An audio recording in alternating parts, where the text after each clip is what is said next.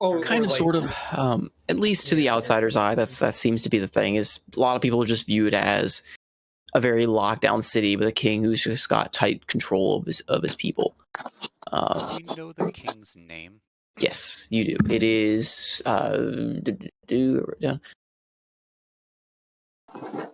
It is Torg Icebeard. Icebeard. Yes, Icebeard. That is great. Yeah, he is still well known. He does like manage the kingdom. He's the one who still, establishes trade route. Like the kingdom isn't like inactive. Like they still manage treaties with the other kingdoms. They manage trade routes and all that stuff. It's just nobody's really ventured past that almost like reading pavilion they've set up, and nobody's really seen a lot of King Torg. So it's kind of a bit of a black box of an area. They basically have two plazas. They have the port opening here where they restrict and commerce comes in and out, but people don't go into the city. And then there's a mainland entrance similar. Yes. So there's a mainland gate that, as you get closer and closer, if had you taken the roads to Dunmorok, you would have come across a lot of checkpoints manned by the dwarves, kind of eyeing and keeping an eye on people going through. Getting to the main gates of Dunmorok, if you pass their criteria, they would let you into a small like trading pavilion where they would allow these checked out guests to stay, trade their goods, whatever, and leave. But they would not be allowed beyond those that outer wall area. The port, again, same story. You guys, that's where you guys currently are, is this small, almost is its own little city of sorts. This for this port, it's connected to the city proper by a long tunnel. Almost nobody has ever traversed this tunnel outside of the dwarves and the local residents. Some say there are a lot of secret tunnels that lead to different parts of the mountain. There are rumors that these tunnels lead to various treasures or vaults that they're trying to hoard and keep from the populace of Almir. But with any kingdom shrouded in mystery, there are always rumors and mysteries abound. So what's true, what isn't true, it is hard to say. If you want more info, as far as maybe more specifics, we can have roles for history or lore or anything of that nature for a little bit more gleaned info, but it is a very tight-lipped city, so apart from saying that I've told you and things you've encountered with like the stuff in Dewsbury and such, not a whole lot more exists in a concrete fact. A lot of it will be lore, tales, or like here's like stuff you've heard from passerby type info. With that being said, it also looks like everyone's here. I don't know if anyone needs a recap, or if anyone's gone back and read Treg's awesome notes on it. I love going back and rereading them because they are actually really well written. Really well written. We are blessed to have Treg. Yeah, I enjoy doing it. I have never had anyone actually keep such detailed notes and write them in a story format, so it's actually really awesome to go back and see that. Streams does help, but yeah, I enjoy doing it. Treg is one of those people that, if it's worth doing, it's worth overdoing. Go big or go home. Kind of, yeah. I mean, hey, it works. He's also the person that created a rat lightning zapper, so, Yeah. But does anyone else have any questions or want to recap or anything before we kind of Actually, dive in? I have a question, if you don't mind. Sure. Does Dunmorok, do they feel any particular way about like open displays of magic? Are they weird about that? Yes and no. They are not like against magic or fearful of magic in any way. However, due to their protective nature, they are very cautious of magic's use within their city, as they are cautious of anything that would be, again, like aggressive to try and force through entry, or scrying, anything of divination. They are very cautious about. So outward use of magic, not so much. However, they are still on guard against it in terms of, if they're letting you into the city, that's kind of if you had gone through normal checkpoints, you would have gone through a lot of don't do this, we got our eye on you kind of motif. Right. Okay.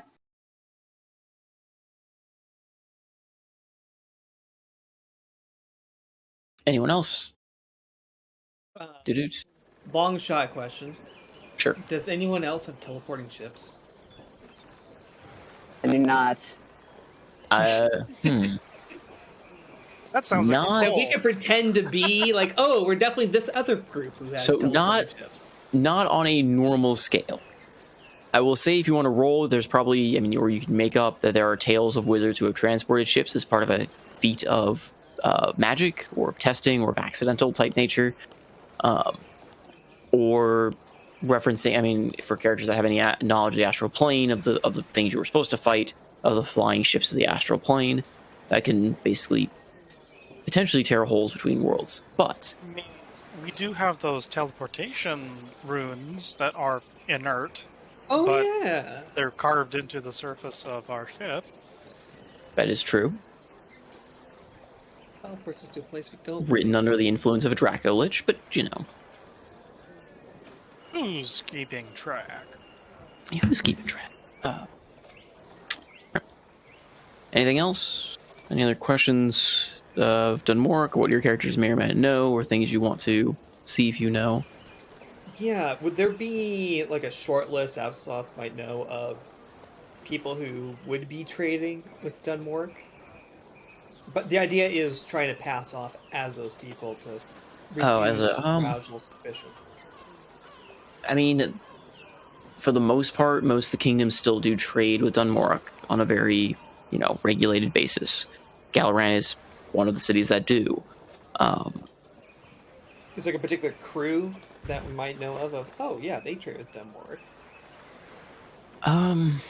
Barnacle may know. Andros, Barnacle can't talk. Yeah, Andros's crew did. As far as what you would know,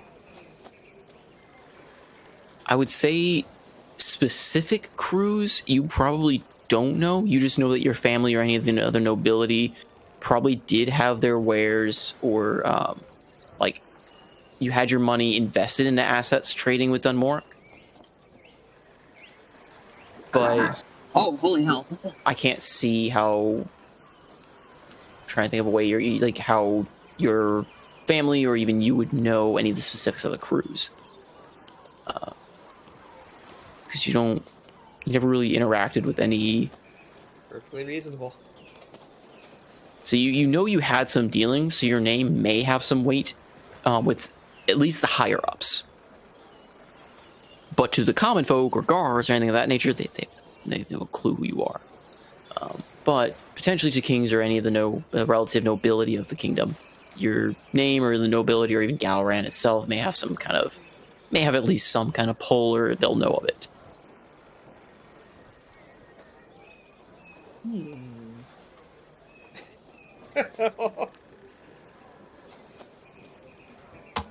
Sorry, I'm laughing because I'm kind of terrible ideas, but I want to flesh them out before I say it. I have an idea.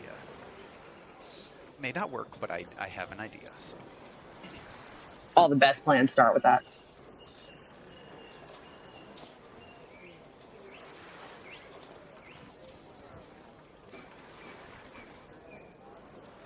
You have an idea.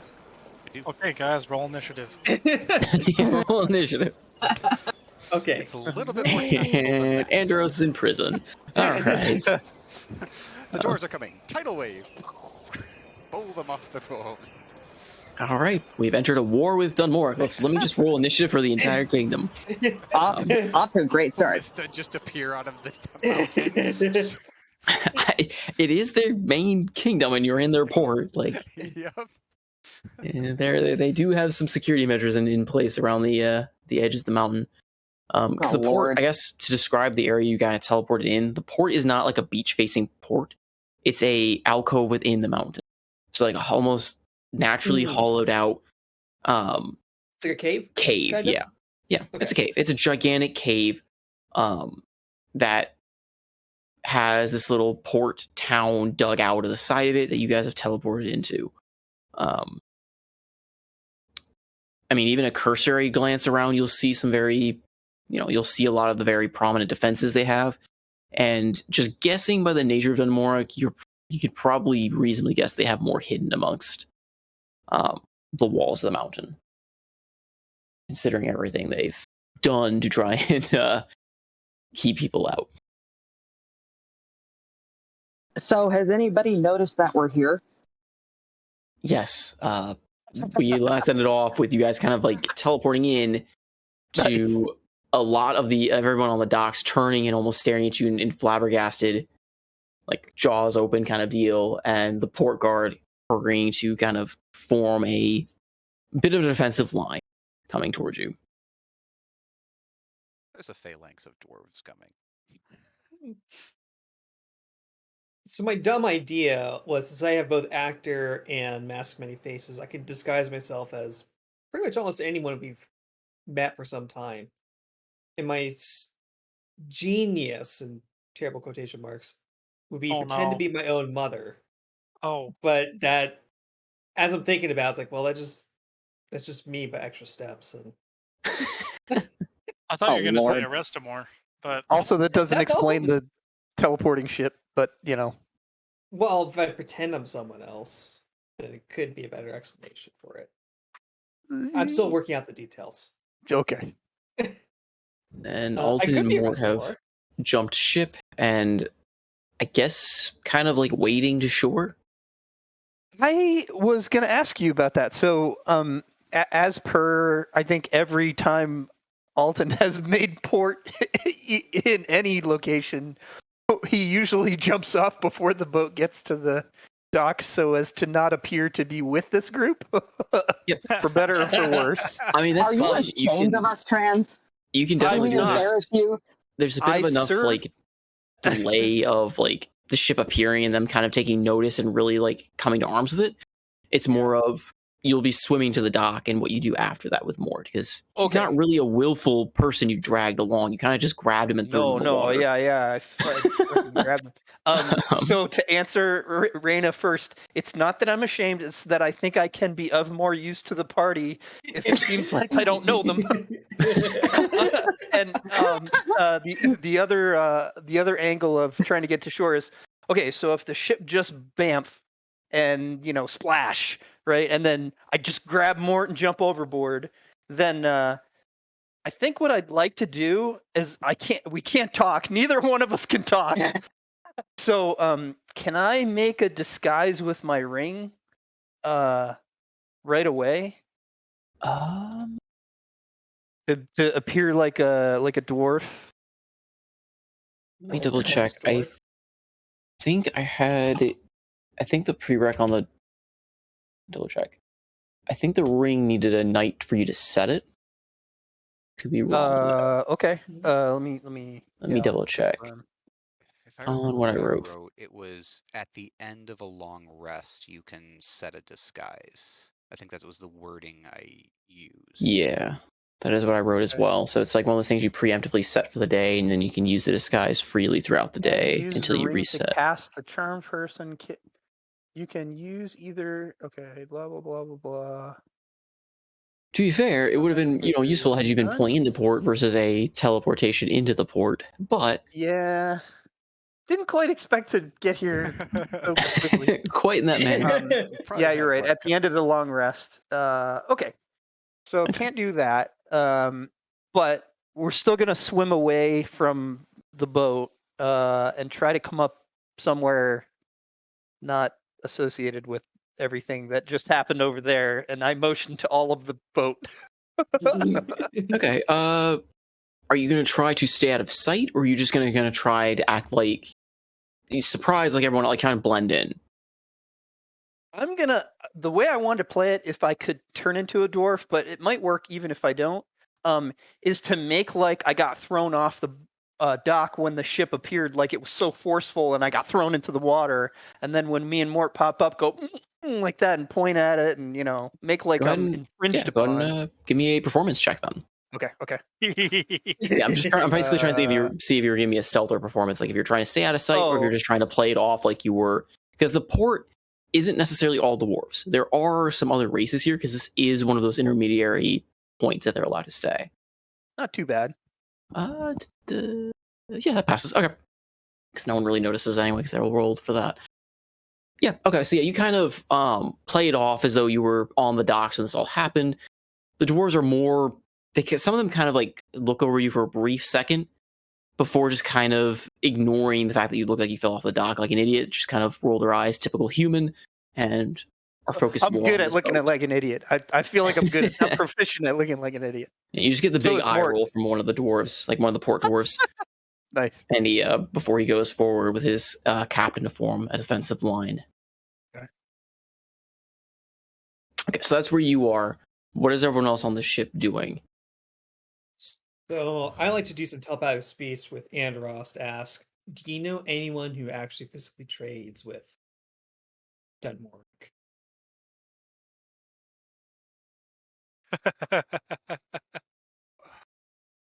Me and my old ship did. Can we pretend we're that ship? That was my plan, in a sense.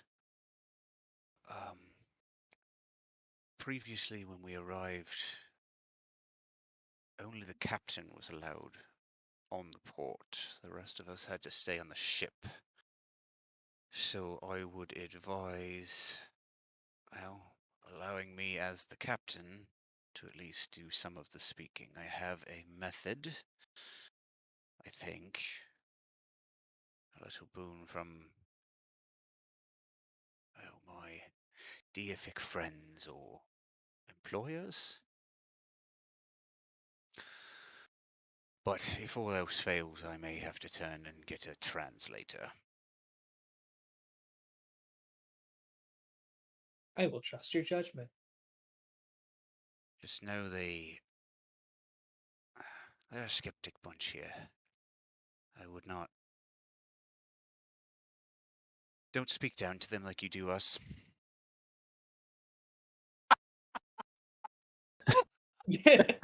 There is only silence from absent boss.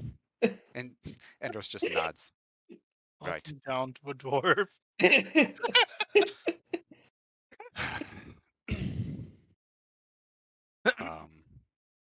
Yeah, and with that, Andros is going to take the flask from inside of his jacket and take a swig and spit it out, and there appears his watery clone.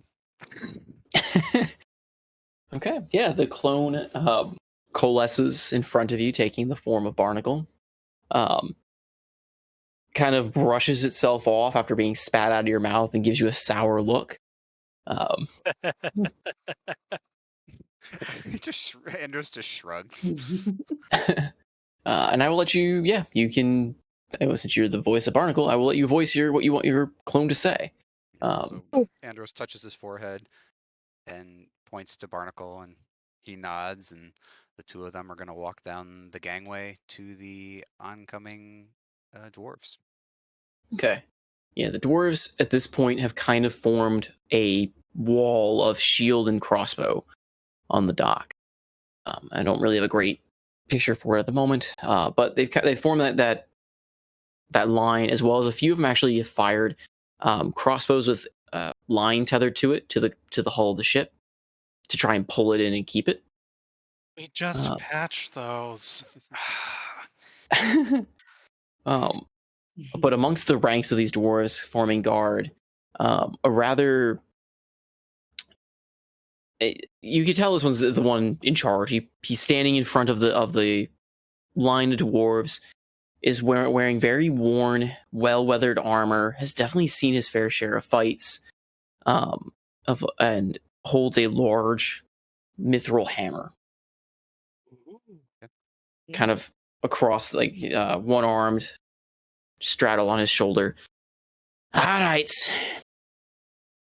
who in the damned hells goes there?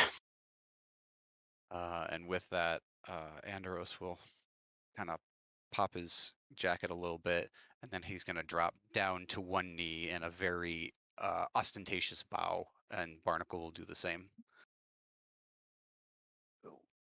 Alright, I see you've got fancy things with your knee. You mind explaining what you're doing in the port of Dunmork? And Barnacle will stand, and Andros will stay down, but Barnacle will stand.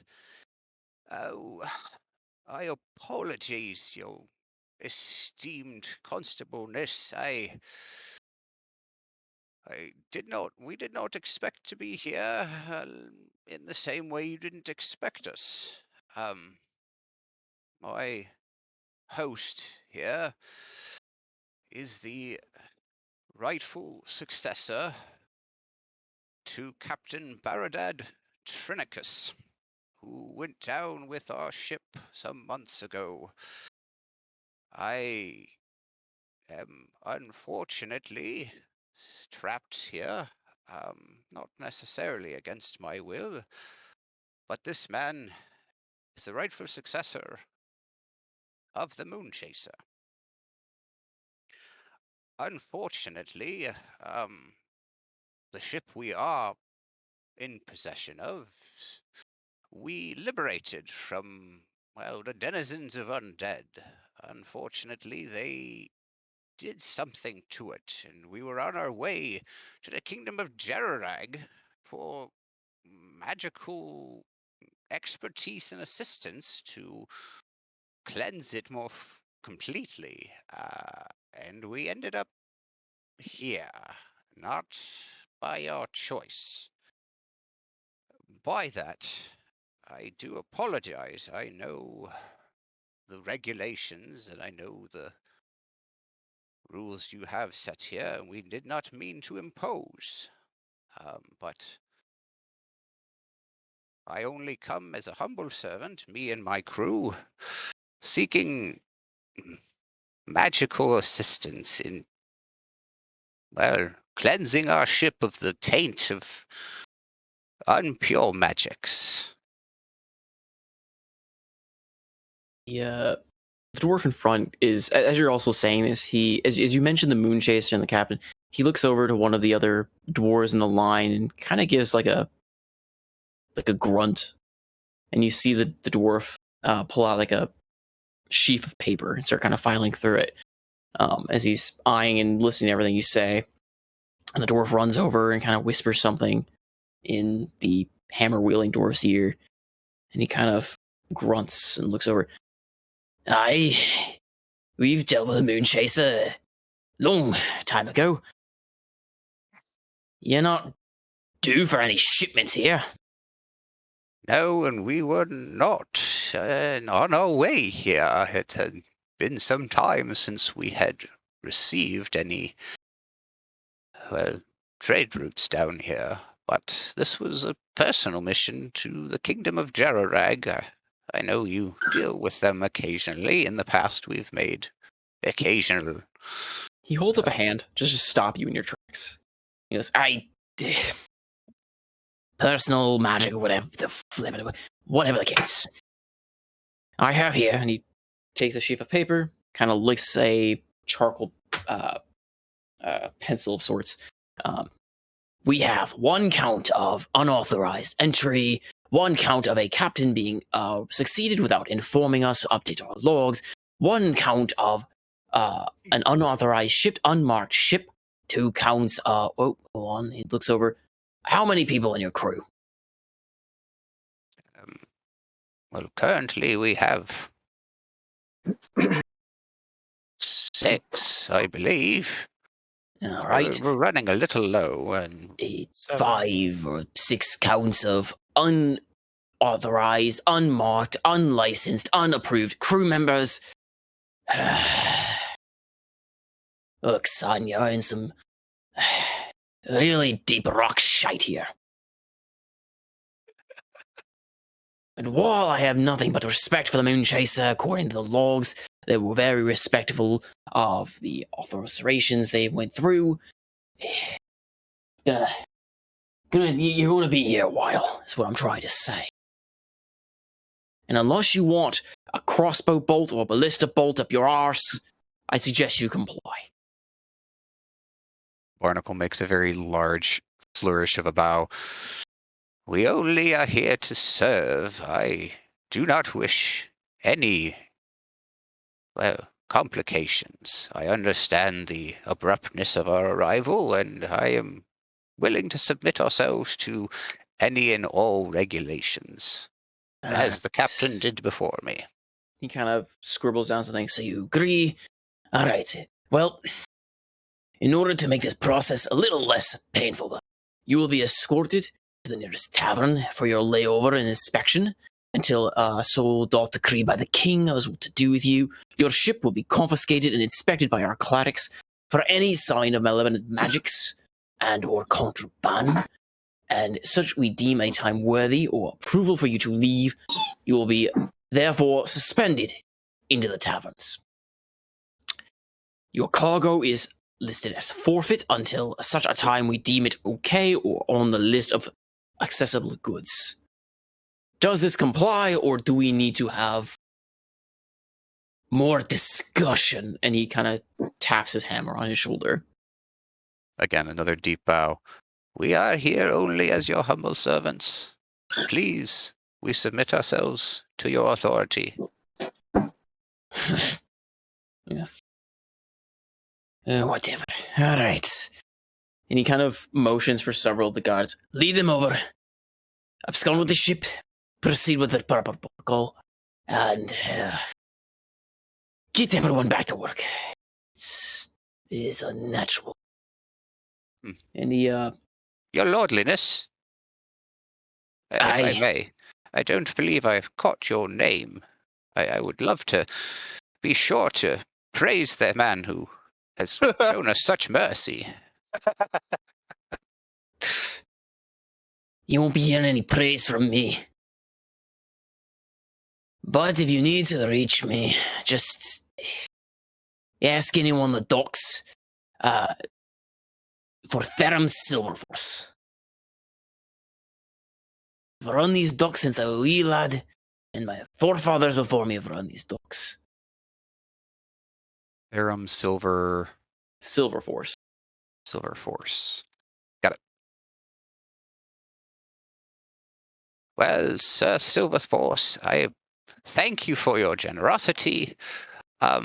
If I may make one small request, that your clerics maybe come and visit us. It seems that teleportation has had a, well, catastrophic effect on some of our crew's vocal capabilities, the reason why I speak for my captain here.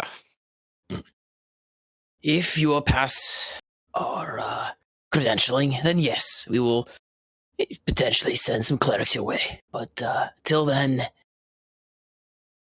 maybe hard ale will fix that. You don't need to talk while you drink. Gives a big nod. Of that, we can agree. Thank you, Sir Silverforce. And long live the king. He just kind of rolls his eyes before making a motion again, and several of the dwarves kind of part way to allow you entry, but still form a protective circle. Okay. During all this, Alton, what are you doing as you see your crew? You kind of hear this conversation if you stay in range. Otherwise, you were on this port.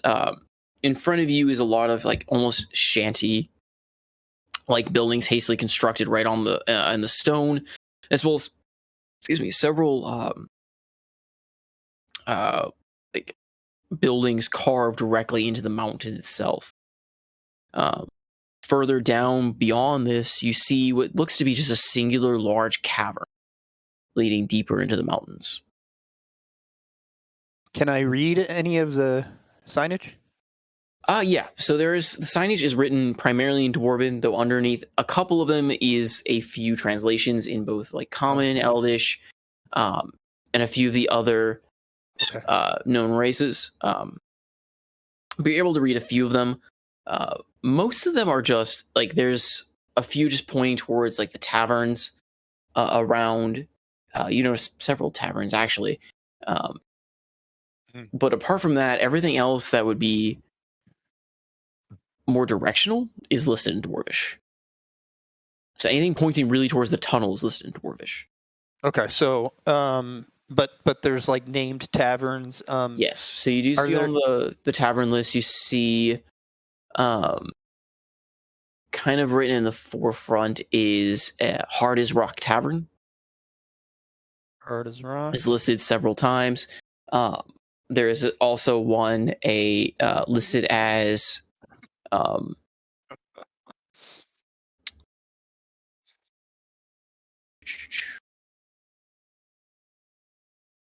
Where are the languages that I know? Oh man, I forgot about these sheets. Keep going. They're a little wonky, but it's all right. There's also the Rockin' Inn. The Rockin' Inn. Man, these are some suggestive titles. I like it. I like this town.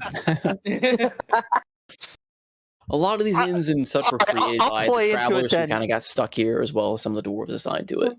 Which one looks like it either is or has the most to do with a brothel? Oh God! It had to happen eventually. He's the bard. He had to. Come on. I had to go there. Roll me the investigation. Let's see what you see. Yeah, yeah. Oh God.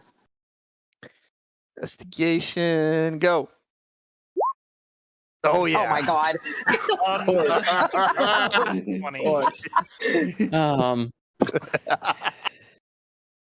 All right. I don't have to go right there if you wanted time to think about it. I actually wanted to ask. So we showed up and I'm mute. I must have tried to scream or something. Can I make noises at all? Like you can make noises with hand and like physical thing, but no sound can escape your throat. Oh, wow. So I can't even like or anything like that, huh? Oh wow. And Mort is the same way, and how is he dealing with all this though? Like I grabbed him and he's conceivably half drowned after getting. He's sputtering, but he's making no noise, and he just gives you this evil like. Yeah, he doesn't like me. This evil glare of like, what the fuck? I mean, he didn't really know you were going to do that. Okay, but now he kind of looks about him wordly at the dwarves, is kind of fidgeting a little bit, and kind of looks at you like almost motioning like we're gonna go. Like kind of makes his head tilt like go. Like yes, I will follow. If he tries to pull me somewhere, I will go. Oh, God. Okay, yeah, he's actually gonna drag you. Or not drag you, but he's gonna start making his way towards the Rock Inn. The Rock Inn. Okay. And he's which coincidentally happens to be the one that's got all the brothel associations, right? It has a brothel attached. It's in the back. Don't bother. I just I follow his lead and I try to look as much like a dockhand as I possibly can. Yeah, Mort kind of is shuffling on the docks. He definitely looks very uncomfortable, but it doesn't look like he's necessarily out of his element. In passing different because like I said, you notice that a lot of the populace here isn't necessarily dwarves. There is a fair amount of other races: humans, dwarves, elves. Some variations of the half breeds, some half elves, some tieflings and such. This is definitely kind of a holding spot for people. So there is definitely a majority of dwarves, but there is a mix of other races. So you do blend in. And Mort does kind of start takes on that atmosphere, takes on the general vibe, and you definitely notice people are kind of downtrodden to a degree, or kind of low, head down, somewhat like avoiding the eyes of the dwarves, and he kind of starts adapting to that. Okay. As he shuffles his way. Suit. Yeah, for sure. And the dwarves kind of give you an eye over, but generally just ignore you as you make your way to the Rock Inn.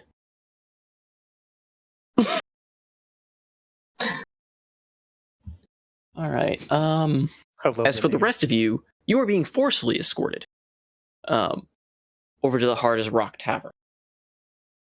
I would like to keep my wolf companion close to me if possible. Yep. The dwarves don't really... I was going to say, I'm actually going to do the opposite thing. I'm going to tell Frey,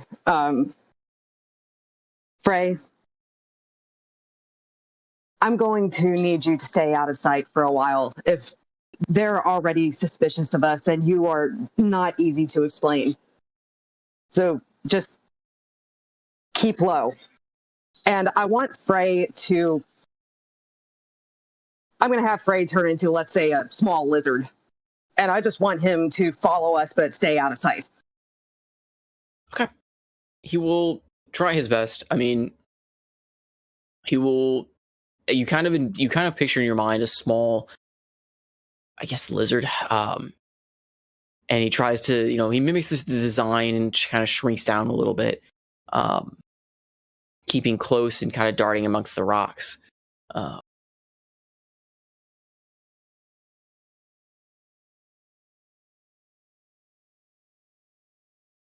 Yeah, okay, that rolls fine. I was rolling a stealth check to see if he actually could stealth at all. Oh, good. Okay, yeah, he does okay. He does enough. I mean, he may arouse a little bit of a passing eye kind of thing, but nothing more than they see him, but are not necessarily alarmed by him. Okay, cool. Okay. Anybody else? Telepathically, I had to make the comment to Andros. Well, that wasn't so hard. Just get a glare back from Andros. And then Barnacle's like, right, you squabs, let's go. Follow the dwarves, they're leading us to a lodging for the moment. Happily walks over. Okay. I have a question as we're walking. Sure. This duplicate, this barnacle duplicate that Andros has, can I mind link with him if I wanted to? Is there anything to link with? Or is it just like an illusion? If you mind link, it will actually link directly with Andros. I will link with Andros. Okay. Yep. Well, I'll just cut out the middleman. I want to just mind link directly with Andros. And I kind of just jerk my head toward the barnacle duplicate, and I just say to him telepathically, "What's all this about?"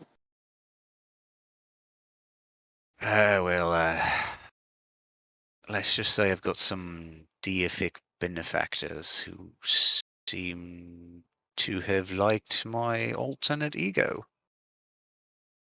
So they gave him back to you? It's in a sense, yeah, except it's me, but not me.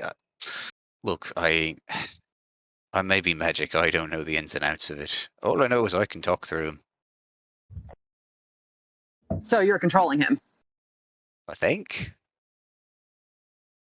At least he was letting the me use his voice. Clone just turns and winks.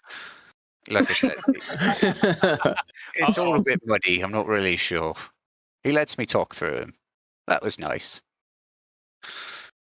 Well, that certainly came in handy. It kind of helped you circumvent your little issue. What the hell happened, by the way? Dr. Applesauce. I don't have a fucking clue. Oh. He would have something to do with it. Enough said. Let's just say keep it low. Don't do anything funny. And kind of spread that message because I can't really talk to anybody. Saying at a place you want to mess around. They maybe aren't as lenient as everything was in, well, Galaran. Oh, believe me, I'll definitely try to keep a low profile here. We've already raised enough attention. And Andros will nod and stand up and lead the way, following the dwarven guards who are kind of flanking them.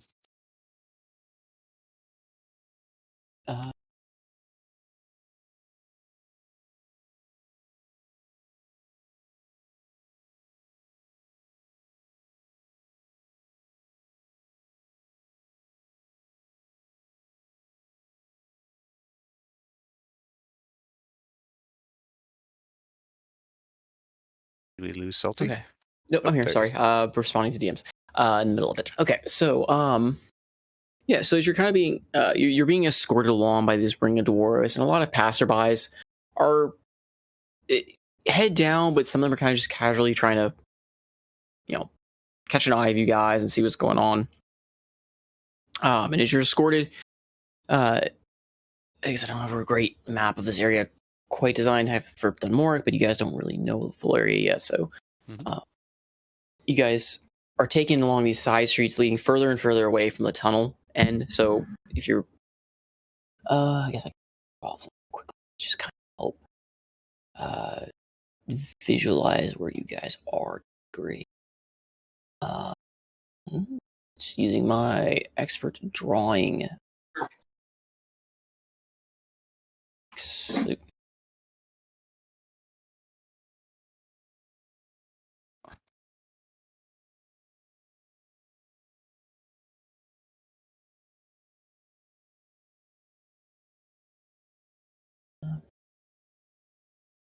So just a really quick little sketch of sorts.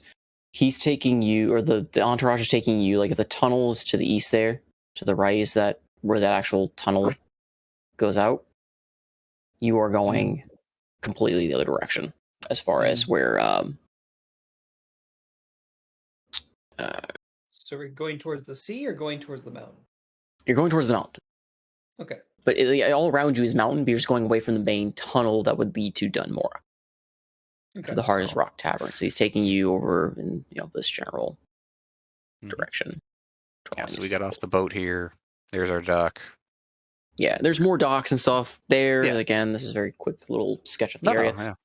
Alton, however, you are actually heading eastbound because the inn you're heading to is closer to the tunnel system. This is like a gangplank or whatever. Or... Yeah, it's just a quick little gangplank. There's a couple others that, like the one you fell on, would be further down. I just kind of drew a couple of quick ones. But you're heading. Void to give us our own little dock. But I mean, you kind of got towed in because you didn't necessarily teleport you right at the dock. Right. That's why they fired the crossbows into your ship as well as you kind of like pulled it in.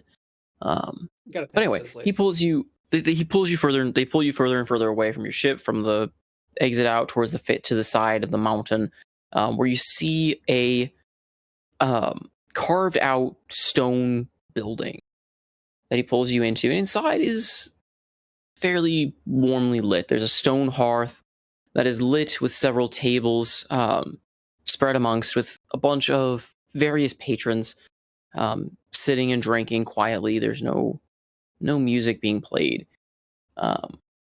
and a non-dwarf is actually at the. This is the Hardest Rock. Yes, it's the Hardest Rock. Yep. A non-dwarf actually is manning the counter. It looks potentially elvish or half elvish to you, manning the counters to the bar. The entourage of dwarves pretty much just waits there, surrounding your party until you all go in. Before, as if you all go in, they will just literally wait there till you're all in, and then post two dwarves as guards outside the main door. Yeah. Andros will kind of usher people in. He'll be the last one to go in behind everyone.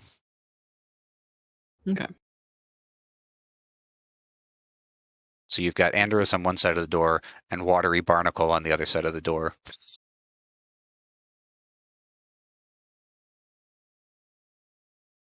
Alrighty then. Yeah, might as well have a drink. Until this all clears over. At least I got the best ale here in Dunmoric. Really? Right, lads? Turning toward the dwarves.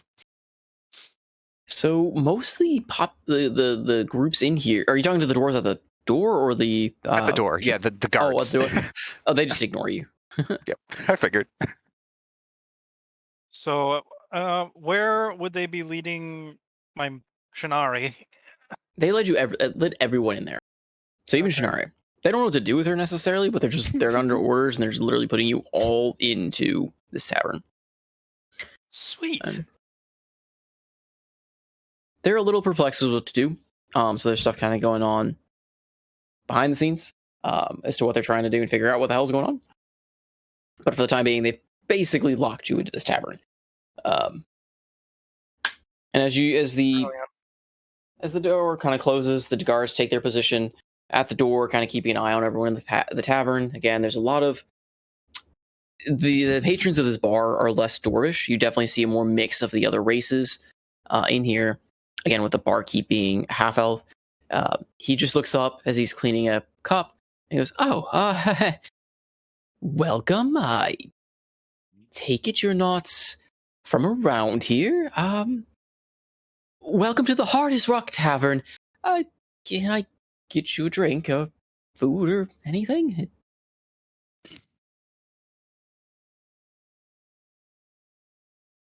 Well, no, that's going to speak up. Yes, let's get a round of drinks for my crew and, well, round on the house for the rest of them. Except on me. We don't do that here, sir. They've strictly prohibited that. But I will get your orders right away. Really? Behind every rule, there's a stupid story. Zidane would respond to the barkeeper. Do you happen to have anything of a more sweet variety than plain alcohol? He kind of he just scratches his head a bit. Well, how sweet are you talking? I've got a few mixes I can do without alcohol, but they are something local. Well, local is a curious term here.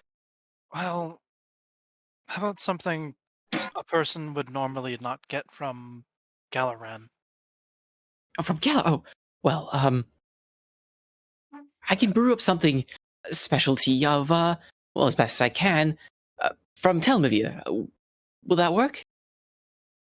Sure.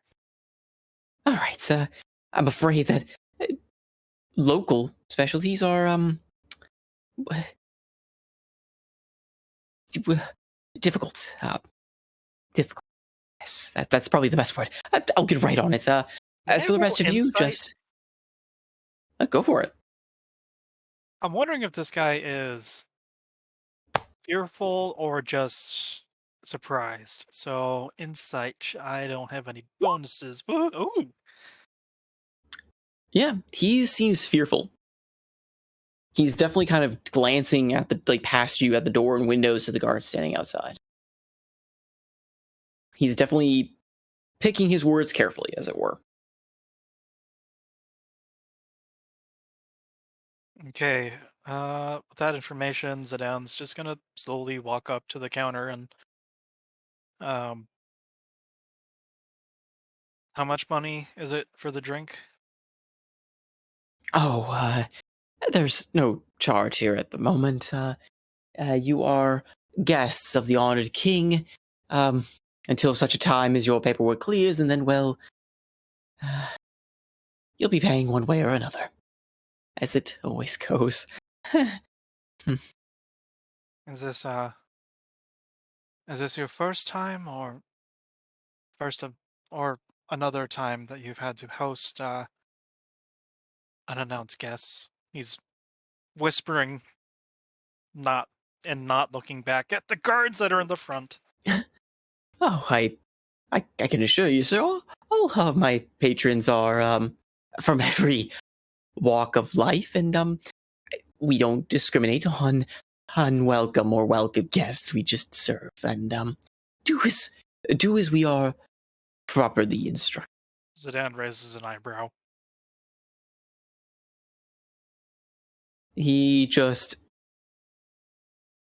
he gives you this almost like slight,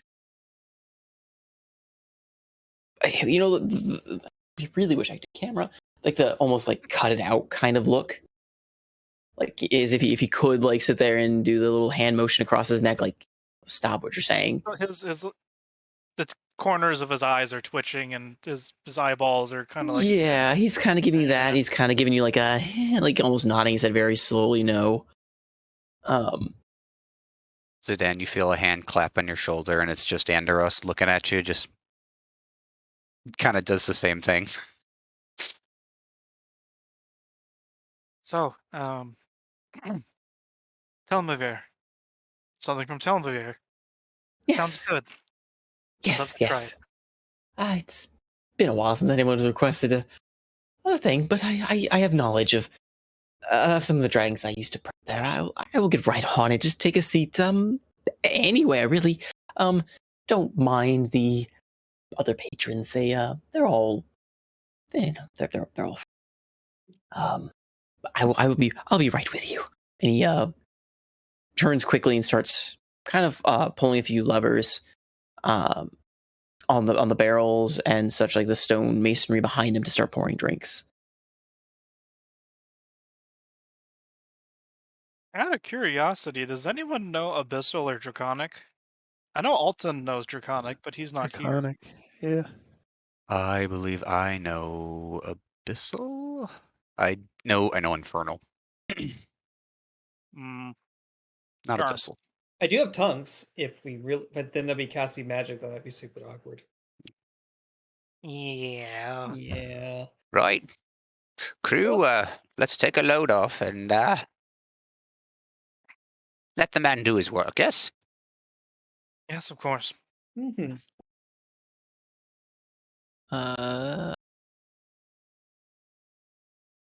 Evian or Thamor, anything from you guys? Um, I'm guessing like basically Evan's just gonna go sit at the bar, kind of like have her back turned at the counter for a second and kind of like overlook the patrons, kind of get a read on them. Don't know if they have like a biased opinion about how, obviously the guards outside, but mainly towards us. Is there like a hateful spite towards in our direction? Go ahead and roll me.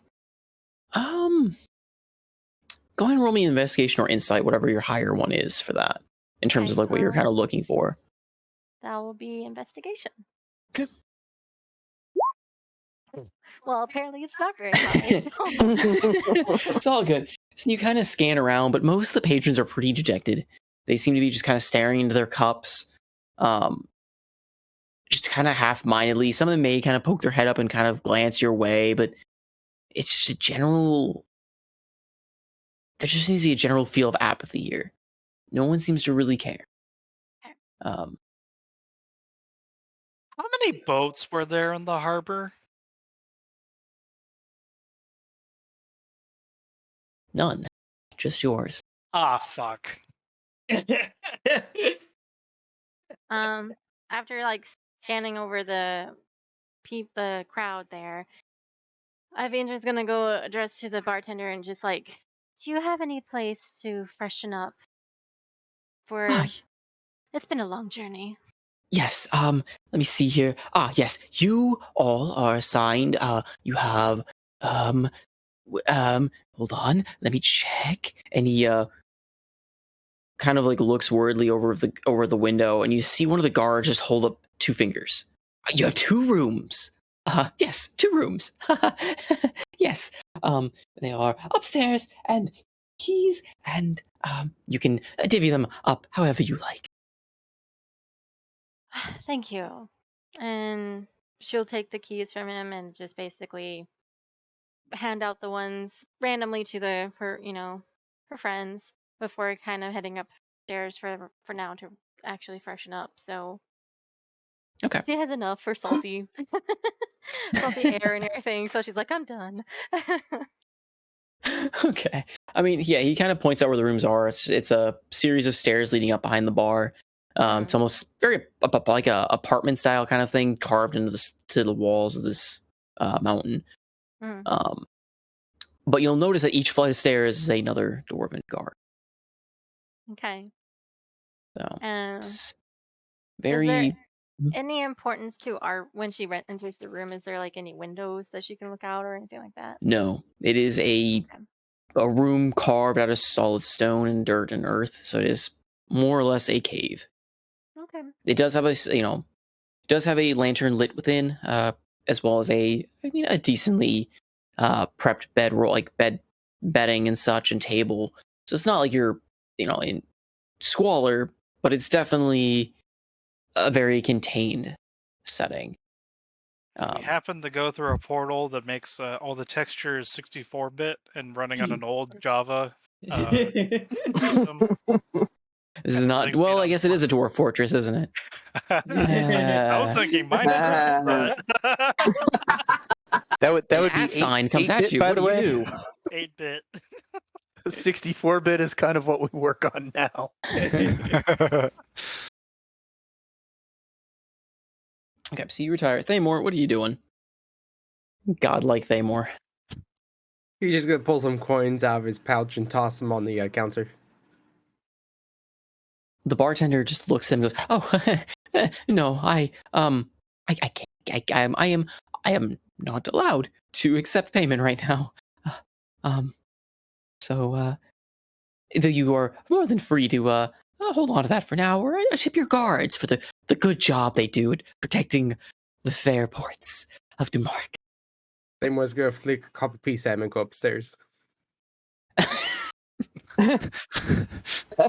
He just stares like almost completely flabbergasted at you. And as you're going, "Sir, no, oh," and he kind of looks down at the coins and goes and looks at the rest of you. Would any of you mind taking his payment? I can't. I would get into a spot of trouble. I'll hold on to it for him. He's fairly free with his money. He's used to it being okay. If it was back in Tel Mir, I would appreciate the gesture. Don't get me wrong, but here there are different rules and customs that are in my prior place of residence. So it seems. Tell me, do you happen to have any of that, that famed saltwater brandy, the beach braid variety? He narrows his eyes a little bit at you. If I heard you right, we don't serve that until after dusk. After the work shift is over, you see. We'll be sure to be here, so I'll be looking forward to it. Of course, I'd be happy to serve you then. As he looks over your shoulder, and the guards don't really seem to care, but he's looking anyway. Sure. And as he's talking, he slides. Zidane, he slides you a stone cup with a very sweet fragrance to it. Fragrance. Somebody put it in out of context to it. Fragrance. He's having the fragrance. Fragrance with the special fragrance. It's a fragrance for the special person. Wow. Marriage. It's my special drink from the land of Twelmavia. Are you in need of assistance? I am having a stroke. Half of your face is looking sad, and the other one is nondescript. Do you smell toast? Cure stroke is I am not allowed to say what I smell, but if I were to say what I may think. No, anyway, Cure stroke, would it be lesser or greater restoration? Here, let's Google it. Depends on the severity, I guess. Well, I don't think it's a disease. It could be caused by like heart disease. What spells Heal strokes. greater restoration since it affects Bell's heel strokes. Please Google that. So, the general gist is due to a combination of ruptured/blocked blood vessels and a bunch of brain cells die. Regeneration I was gonna say, yeah, that one probably might be be the regeneration. most, because you needed to come back. You need dead things to come back. 7th level? Non-disease illnesses are not modeled in the rules. We can create the healthcare industry. Oh God. Absinthe, no. Hold on, you gotta pick your ventures. You went from healthcare industry. We've got the drunken goat's milk. We've got drunken cheese. Well, if I was a cleric. Kobold Yeah. Miner Co. I don't know. You guys have a lot of ventures. I think the Kobold Mining Company would be very. It's simple. We form a conglomerate. And we feed them with alcoholic cheese. And then cure everything with restoration. There we go. And then they get strokes from the alcoholic cheese as a potential magical side effect, which we also cure. Like, you guys are an all-around company that creates problems and fixes them. Don't forget astral air. You know, rapid transportation. Then we use that to fuel our underground network Connecting the of continents. oink beans. So we're going to the skip HR the department is the mercantile. void. So we're going to skip the mercantile era and go straight into late stage capitalism. It was never anything else. All right. Well, back on track. Besides the minor elvish the sweet stroke. drink. The sweet Yes. drink from Tales of Mir. The special fragrance. This is Special. Fuegwin. It spells out "help me" in aroma language.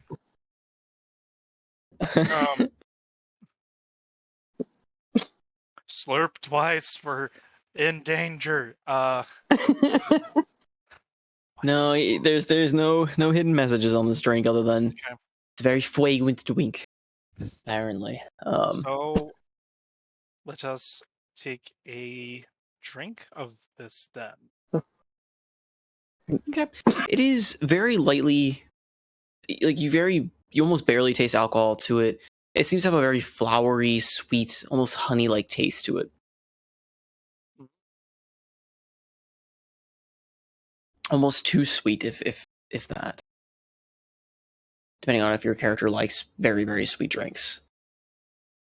He's gonna lick his lips a little bit. It's very strong in a sweet sense, but I do like it.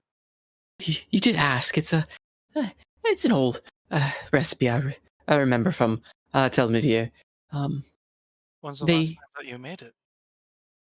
I make it every now and then for myself. Of course, it's a nice break from the long days. I see. Well, thank you. So, who else was wanting to get a drink? Oh, I absolutely do. Ah, yes. Yeah. What can I get for you?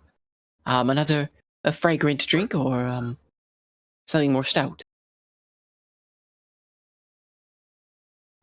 Ale, just ale, and keep it coming.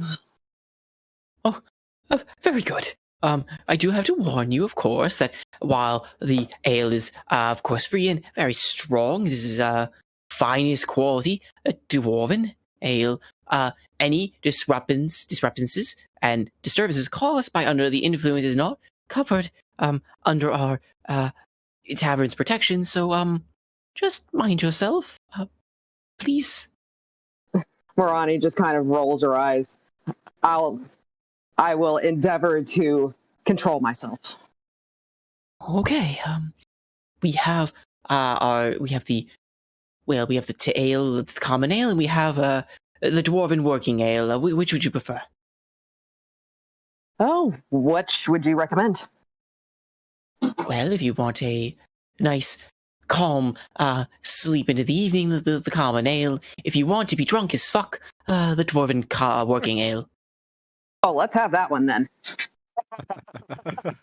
Well, suit yourself. I warned you. He gives you kind of a knowing, kind of a stern parental look of sorts. as he pours this very thick, heavy-smelling ale from a tankard and hands it over to you.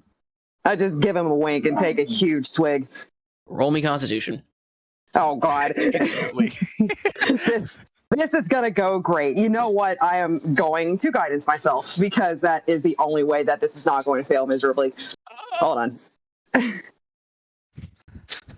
Okay, hold on a second. Just straight Constitution, or Yep. Well, I guess sorry. This is not my brain defaults to 3-5. Isn't Con save? yeah? Con would save. it be a con save? Okay. Con save. Can I guidance saving throws? I can't. Can I? I do not believe Guidance so. is abilities only. That's what I thought. Damn it. Okay. Resistance is savings. Okay. And guidance Well, would just be basically telling you shouldn't have had that. No, I'm just kidding. yeah. Oh well. Okay. Here we go. Nothing ventured, nothing gained. Here we go. Oh, Believe in your dice. Oh my Believe in your dice. So it can betray you later. With everything going on, this drink hits the spot. This is Yeah, a it does. strong dwarven alcohol. This is no frills, no fancy, no, this is what the dwarves drink to truly get drunk. These dwarves with high tolerance to everything, this is what they drink drunk. You can feel down this thing. Sprouting. You feel you grow a beard. No, you feel it course through you. You feel the effects of this alcohol. Like you are just immediately on a just great buzz off this stuff. All right. Yep, more of that. Let's keep them coming. He gives you just like his eyebrows just go straight up, and he's just, are you pot? We can take it. It's all right. Should have killed you. Am I glowing green? He slowly just pours you another cup and slides over. And you've garnered an interest of a few patrons now. Some of the other patrons are kind of like watching now with interest as you down this very potent ale with relative ease. Okay. As you're downing that, Arsenthos and I guess Thamor and everybody on it, we'll get to you guys real quick, and then we'll go back to Alton with Mort. What are you guys doing? Are you ordering drinks? Are you trying to do things around the tavern, or what are you guys up to? I know Evian said she retired. I don't know if you're gonna do anything in the room, or you just retired early kind of deal. I'm letting the boys do their thing first before I say something else. Okay. I'll ask Andros telepathically, saying, why is everyone super clammy? Like, why is the bartender acting super weird? It's Dunmorok, son. It's also kind of weird that we're the only boat in the port. Is this normal? You've never been here, yeah?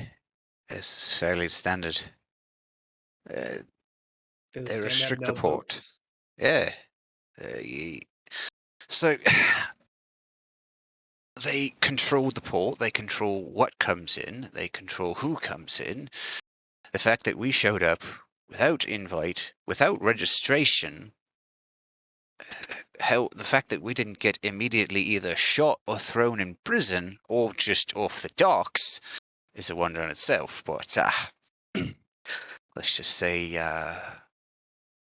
the old captain rests his scales. He came and helped us a little bit tonight. Or today. It's hard to tell when you're underground. Now this is how the city is. Has been for some time. Anything else that I should know that probably would not come naturally to me?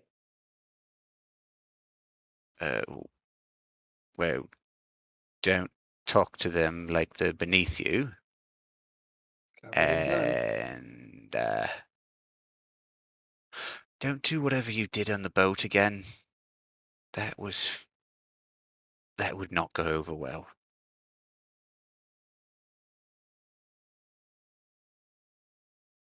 We'll see. Other than that, keep your head down. Sounds like a good plan. Yeah, those I didn't have much to do. I guess I'd order like water, like plain old water. Okay.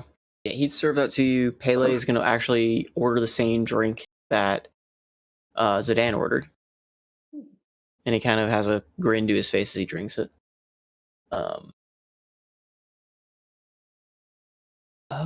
Okay. Guess we will. Unless Thamor, do you have anything else you want to add, or are you just kind of chilling at the bar drinking as well? Yeah, I think a drink. Okay. You gonna go for the same stout ale, or are you gonna go for? Yeah, sure. Let's get a nap one going. All right, roll me that con saving throw. Because this is really potent stuff. Of course. Hey. The things you guys rolled Of really course, high on. of course. Of all things. These are the important rolls. Oh yeah. I'll roll Yeah, shit the Thamor, rest of the you night. down this heavy drink. You feel a little tipsy, but you down it, and you get that really just immediate alcohol buzz off of it. Like it is. This is a no frills, no fancy drink. It's designed to get you drunk. How do you like that, Thamor? Gonna tilt his helmet. The barkeep at this point is also very just like he's just staring at both of you in complete awe, just like this is stuff he feeds, like serves to dwarves and watches them get drunk, and you two are just downing this.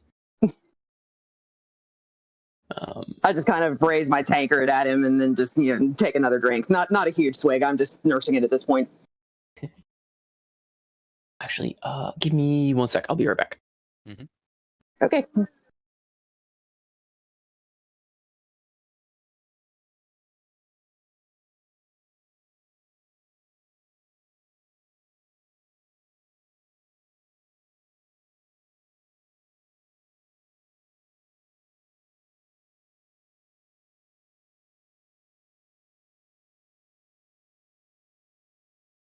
Treg, can that barnacle duplicate that you have be used in combat? Yes, ma'am. Oh, that's nifty. Oh, it's got all sorts of fun powers. I kind of want to do some experimentation of if Marani mind links with someone and I mind link with Marani, can we get a three-way call going? It's like mental call waiting. Sir, I'm going to have to inform you that's an OSHA violation. You are not allowed to daisy chain mind links. You can do it just fine, but whoever's in the middle, their ears start bleeding. Details. Now I'm imagining a lithid OSHA inspector.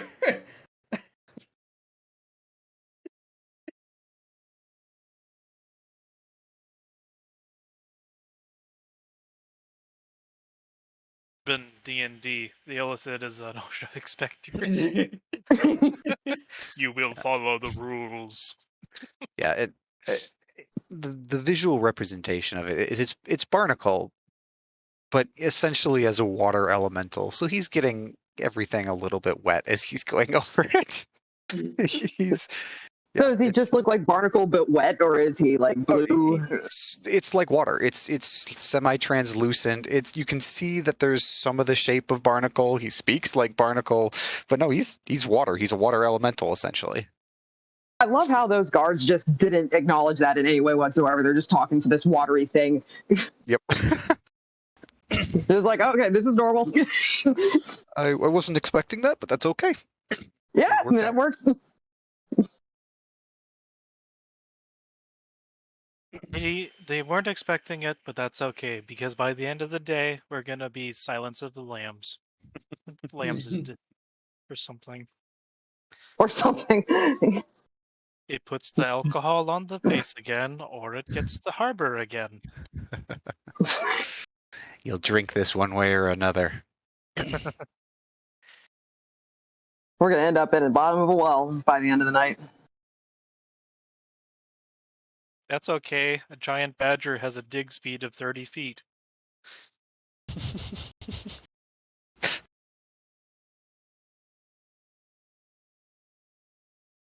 Got stone shape, or not stone shape. We've got mold earth.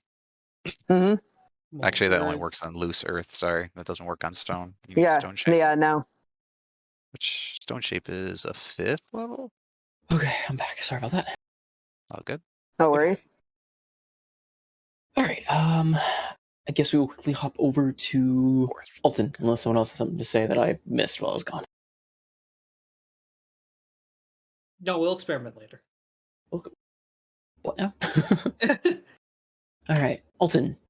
So you are following Mort through the through these the small little streets, as they were alleyways, till he leads you to this small, part shanty, part like stone structure. It looks like it was kind of initially designed as a small, like carving out of one of the walls and added to different wooden structures. Mort leads you in, and you enter this very dimly lit bar of sorts.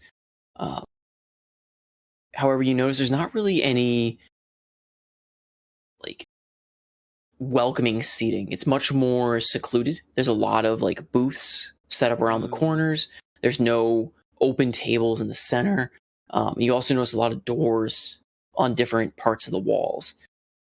It's the empty pizzeria that's part of the Don's operation. Yeah. Tony Lazzuto. But Mort kind of motions you in, and you'll notice at the bar, there's no one really sitting there. It's kind of empty. There's no stools. It's just a bar with a dwarf sitting behind it. He's just got his arms kind of across the bar, and he's just kind of watching around. And he notices you guys come in, and is just staring intently at you both.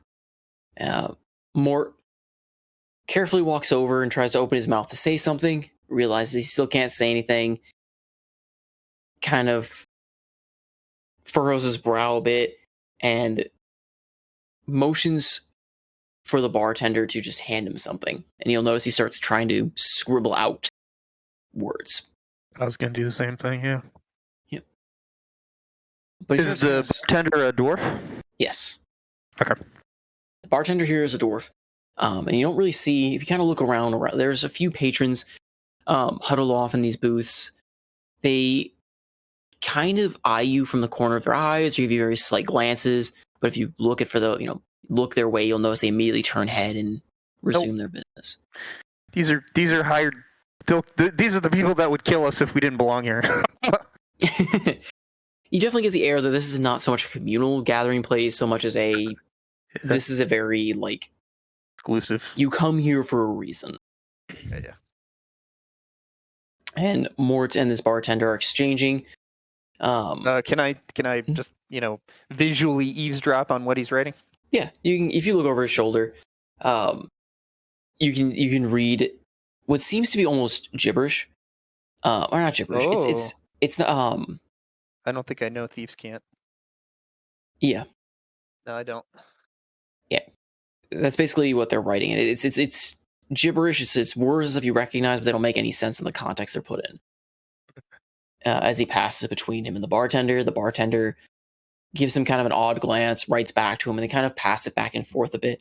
And the bartender just stares at Mort, gives him a like you see him just almost chuckling to himself, before slamming down a key to Mort. And Mort just bows graciously, takes the key, and starts heading to one of the side rooms, and motions for you to follow. I'll give a salute to the bartender and follow Mort. Yeah. The bartender just rolls his eyes and chuckles to himself a bit more. It is funny. And Mort leads you to one of the side rooms, unlocks the door with the key, and leads you inside. And you see a well-furnished room with 2 beds, a table, a few other provisions, as well as some food and drink on the table as well. And Mort just immediately goes over, kicks off his shoes, and just lays back on the bed and just rubs his temple. Who kept the piece of paper? The bartender did, as far as like the full exchange. Okay. Alton's going to look at Mort until he looks at Alton, which if he doesn't, he's just going to like slap his leg or something to get him to look at him. He'll eventually look your way if you're just kind of standing there and kind of give you a quizzical.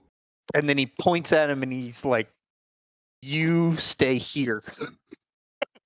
Don't move. I don't know just if it comes kinda- or, across or not, but that's what he's trying to. You here, stay here.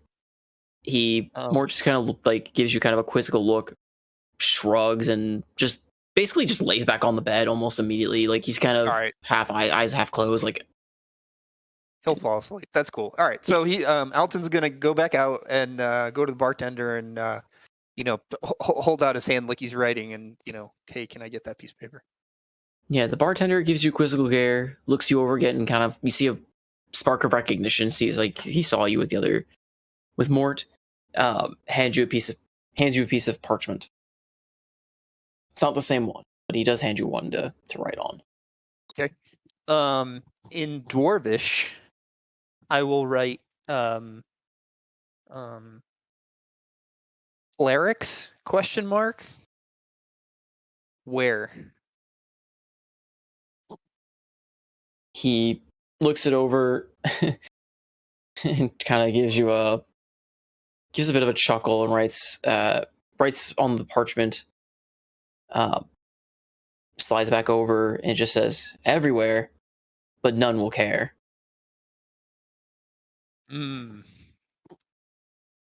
That's not good. All right, I'll go out on a limb. I'll write back shrine / temple of Millil ? Hand it back to him. Of what? Millil, my deity.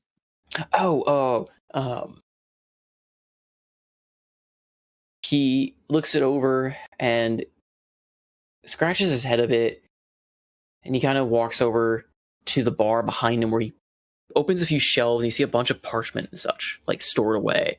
He starts rifling through a few of them, and as he kind of pokes through a bit, he kind of lets out a bit of a loud sigh and walks over to you and writes down one, but you can't get to it. I just look at him quizzically, furrowed brow. Why? He looks at you and he just kind of mutters, if only you could speak and listen, you damn deaf mutes. Oh, so I'll grab the piece of paper, not deaf. Oh. But your friend said you... Grab the piece of paper. Friend is idiot.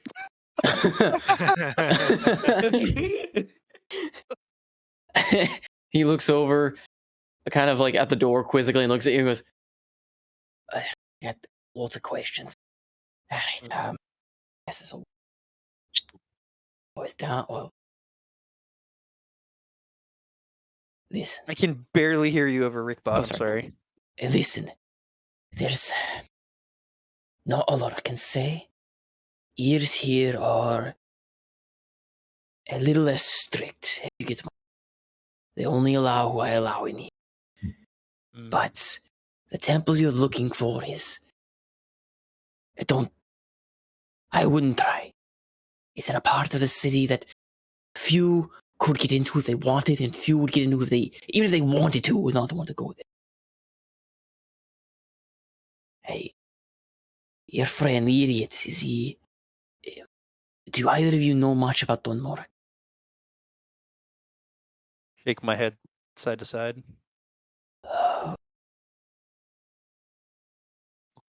He looks about him for a minute. Come with me. Quiet. You see him tap on the kind of on the counter, and you hear a latch click, and a stairway, like a false paneling on the floor behind him, slides away, and a stairway beneath is revealed. It's beneath my feet. Oh! Yes, it just drops you down. And there's what's it called? A Rancor. There's a Rancor in there. And there's wrong world. No, he motions for you to follow as he kind of looks about. Yep. And as you go down, you hear the latch slide back into place, and you're kind of put into darkness for a minute before he pulls out a torch. Done more again what it used to be, lad. Normally you'd be shot on sight, but things have changed over the years, and I know your employer. Your friend, the idiot you say, comes bearing the words that I've been waiting to hear from Gara. Seems you're not all you seem if you're here to intercept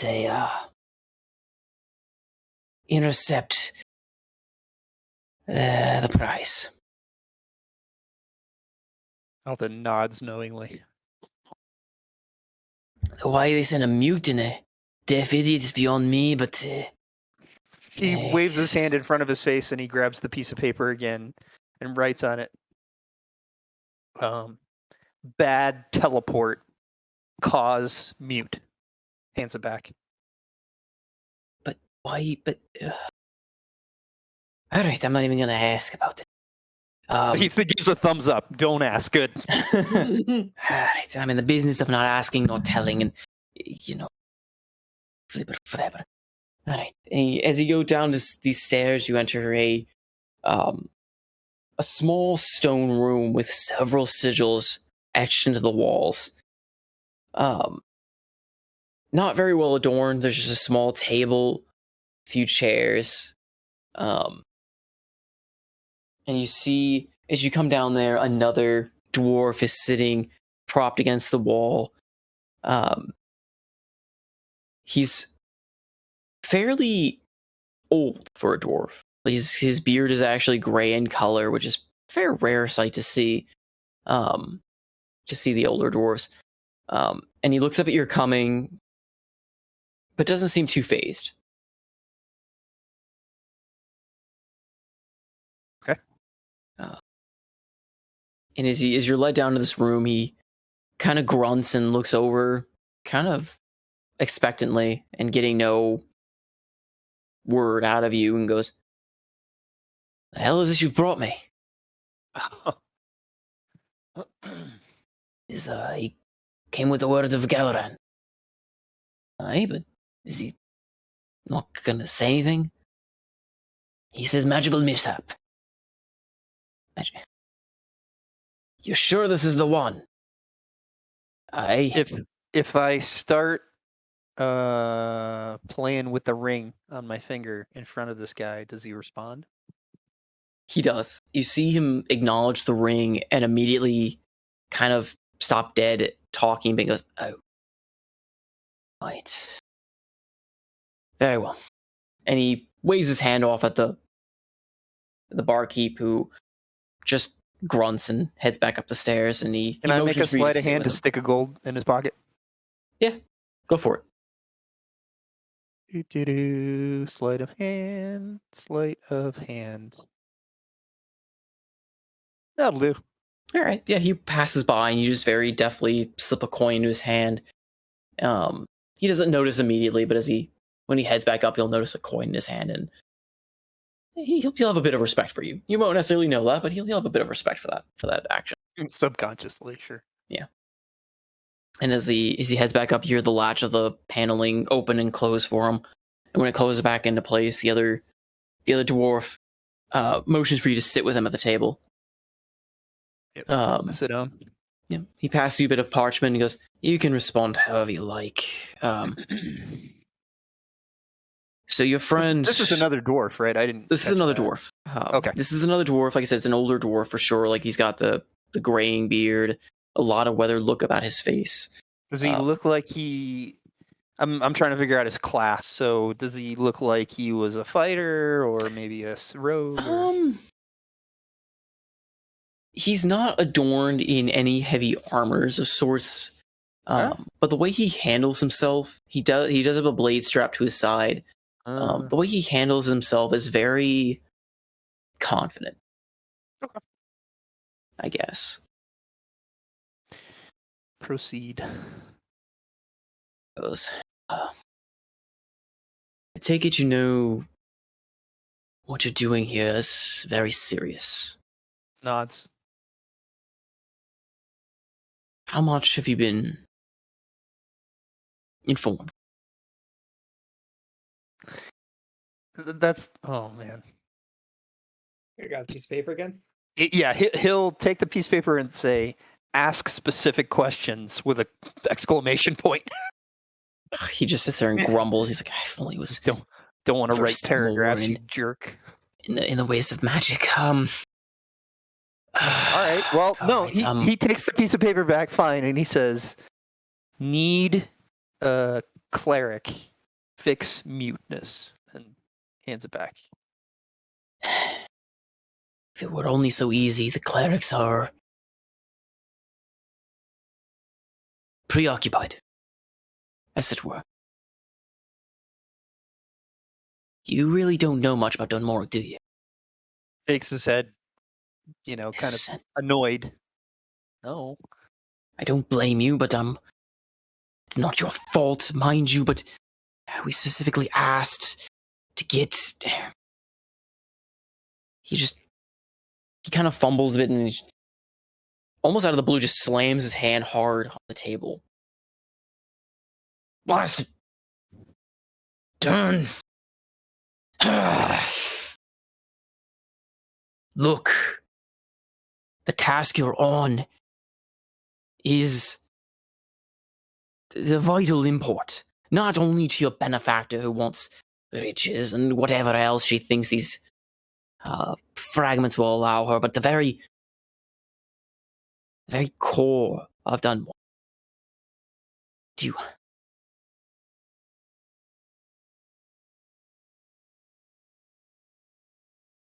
What was that last part? The very core of Dunmore. Yep. Can I show you something? No, it's... Yeah. Please let it be a storybook. Please let it be a storybook. Or a cool scroll or something. He stands up and slowly shuffles with a fairly discernible limp over to one of the walls, and you see him tap against it and pull against the wall, revealing a very, that very... when stone is cut very well, the seams seem to mesh into the walls? Yeah. He pulls away a secret wall. Cool. And behind it is a dwarf. A stone dwarf. This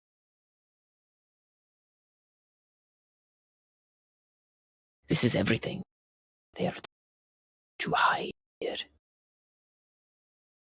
gets worse. So much worse. If they knew you knew this, they would kill you on sight. So I expect someone from your order to keep hush on all of this. That fragment that they are planning, hand over to the White Order, thinking it will save us in some way, that the White Order has an answer for. This doesn't. Willing to trade our king for a lie. I won't have it. I won't have it. So you get that piece back. And you bring it back here. I don't care what your organization is saying they'll pay for. I will pay double for it. I will fight for it. Alton nods. Sympathetically, he's like, I think I understand, He just nods slowly. Can I go back to the table and start writing on the piece of paper again? Yeah. So he sits down and he writes again. Dunmorok afflicted? Question mark. That's what the current, and he holds up very heavy Arrow's king is trying to avoid anyone presuming that was even your first thought, is that we're cursed, afflicted, we're a kingdom diseased. No. We are a kingdom that forsook what we believed in, gave in to.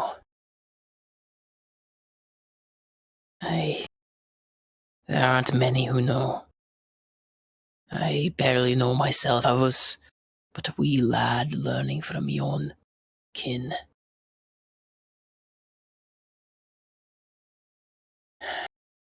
Lo, I can get you.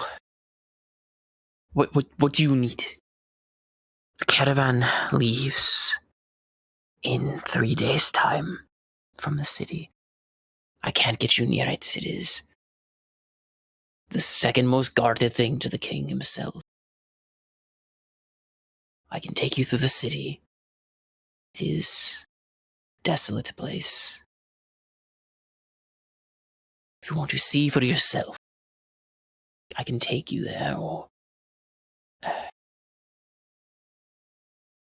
don't know if I can get you outside the city, though. I would guess you were with the crew that came in on the magical ship. Rolls his eyes. Many come in such a grand fashion with the gold you have in mind, but it provides us with an angle. It does provide us with an angle. Because I can almost guarantee you that the king is going to want to meet your companions. Though the outcome of that conversation, I don't. Either you play your cards right, and maybe things can change, or otherwise, this port will be your prison. Whether they see it. Alton writes down, "Are dwarves free to leave?" No one in Donmark is free anymore. You are either a prisoner to the city, or you're a prisoner to that. Points to the stone dwarf. Right.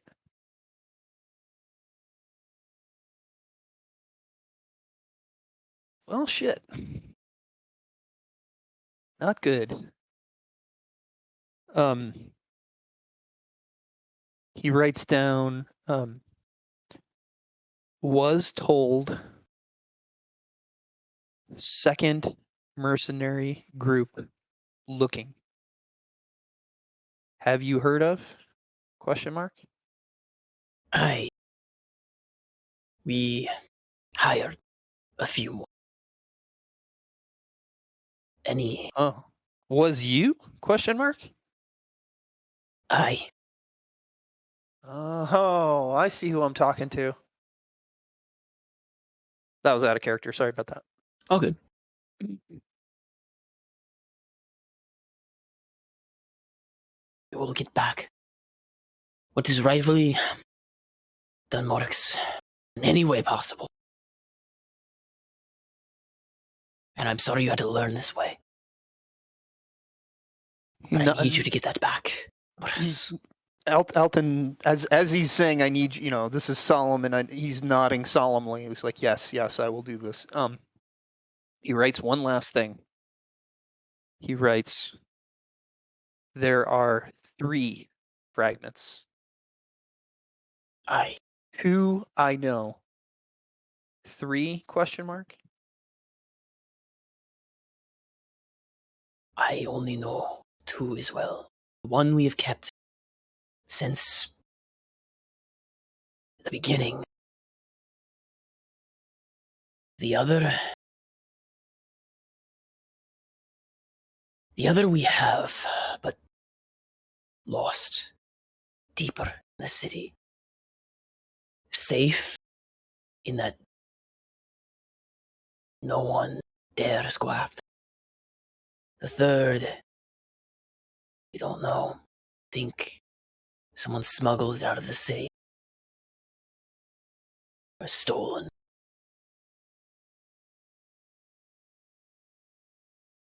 Okay. He's trying to figure out how to extricate himself from this conversation right now. What's in the bag?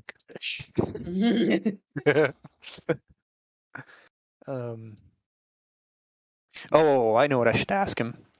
So he'll write down idiot was is idiot only agent of ring, and he points to his ring that you know of. He was our to be our leeway between us and, I guess, you. Turns out he brought you directly to us.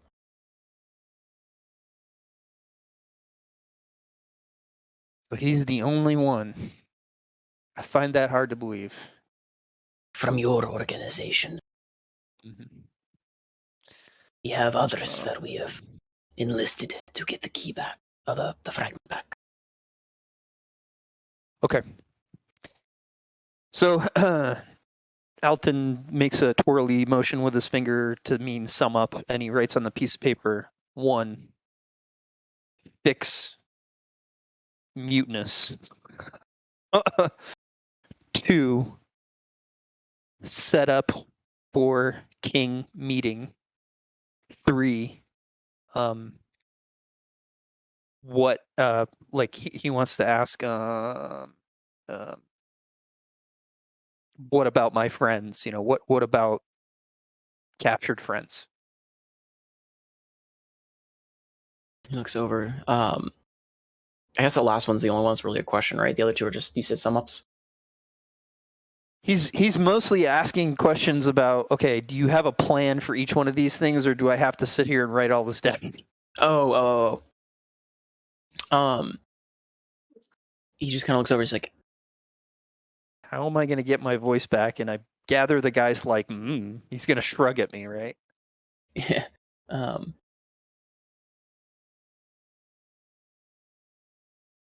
As far as your meeting with the king, I to say certain.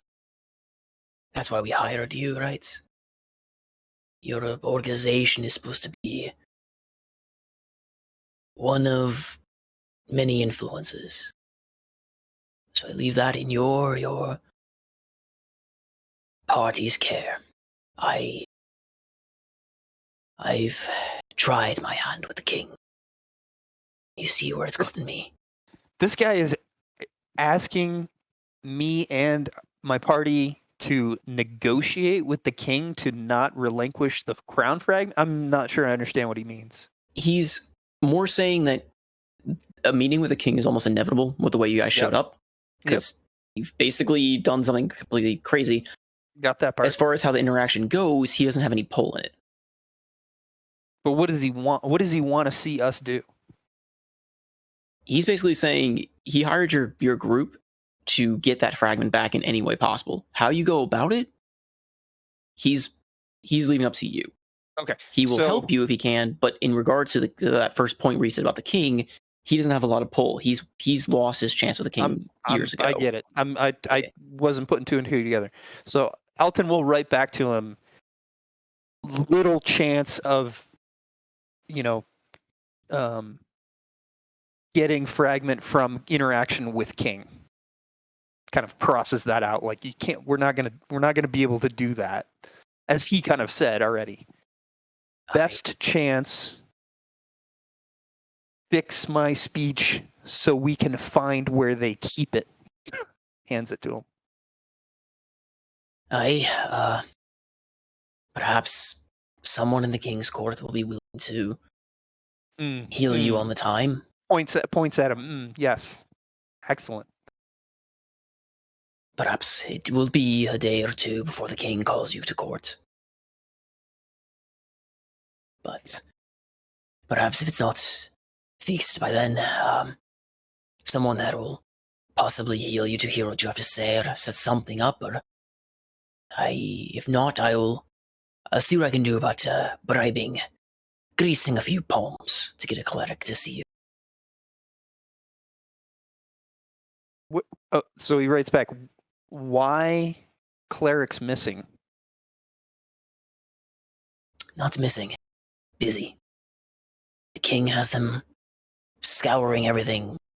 Divination on any visitors. Checking out every boat. Trying to find a cure for... well, that.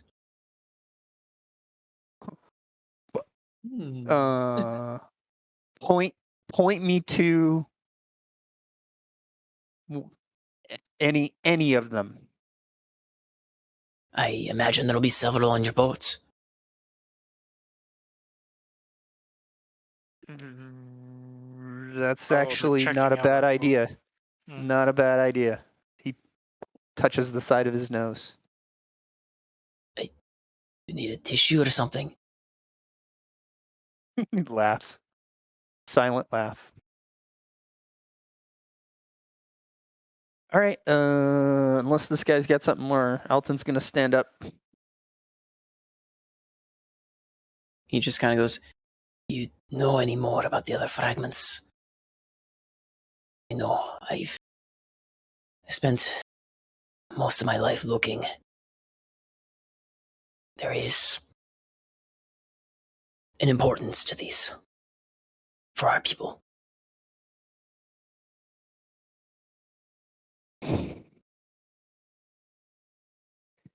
Alton sits back down, takes the piece of paper, rips off the part that doesn't have any writing on it, and writes, "Keep helping, and you will know."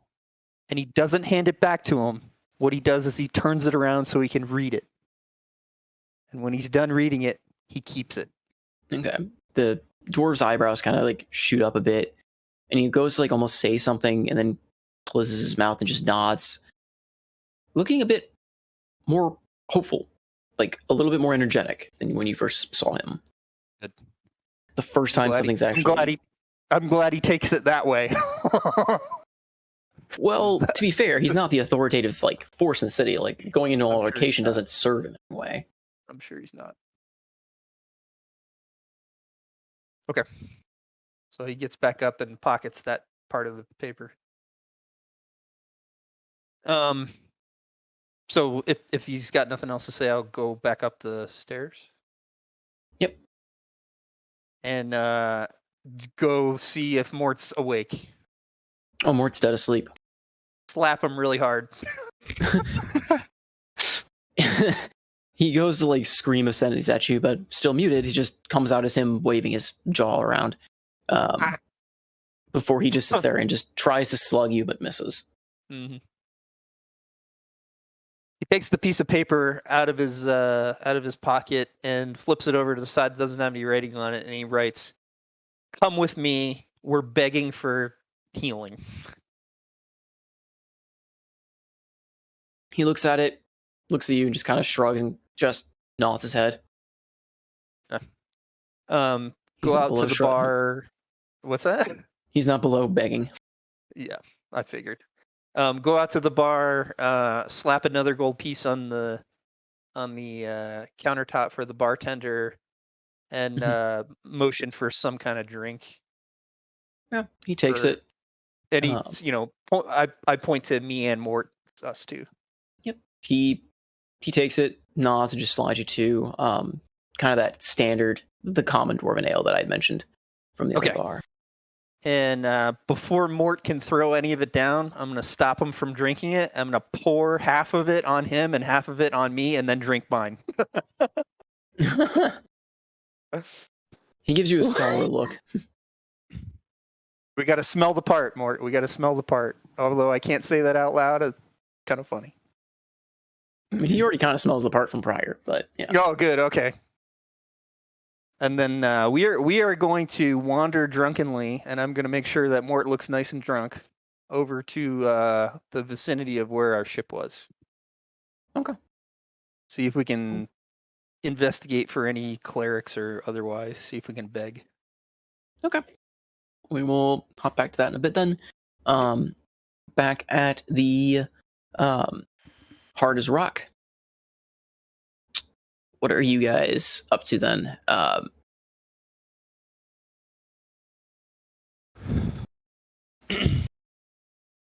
I assume most of us are just sitting and drinking, or at least nursing drinks. Has Evian returned? No, she's still upstairs, but I was going to ask, like, is there a guard positioned right where these two rooms are? Not at each of the rooms, but at each of the flights. Like let's say there's like 3 stories to this bar. Like there's the base level, there's a second story, and there's a third with more like just rooms on those 2 stories. At each of the flights, basically where the flight leads to those is a guard. So there's 2 more guards basically. But they have like a clear view towards the rooms that we're currently Yeah. supposed to be staying. Yeah, they can see down the hallway to all the rooms, but they're not like posted right outside the door. Gotcha. Well, I was gonna say that she has kind of like purposely left the door kind of a cracked open, you know, like maybe see like maybe halfway into the room, and she's kind of like walking back and forth, kind of like disrobing, and kind of like she purposely knows he's there, but she's doing it to kind of like to see his or her interaction as she kind of crosses back and forth, kind of like freshening up and everything, fixing her hair, kind of like taking off the armor and kind of like shimmying off her tunic underneath, kind of like exposing most of her backside and a little side view, but and kind of give off like a kind of look over the shoulder kind of thing, and then a smile before kind of like walking out of view again, and then the door opening a little wider as if to welcome them into the room.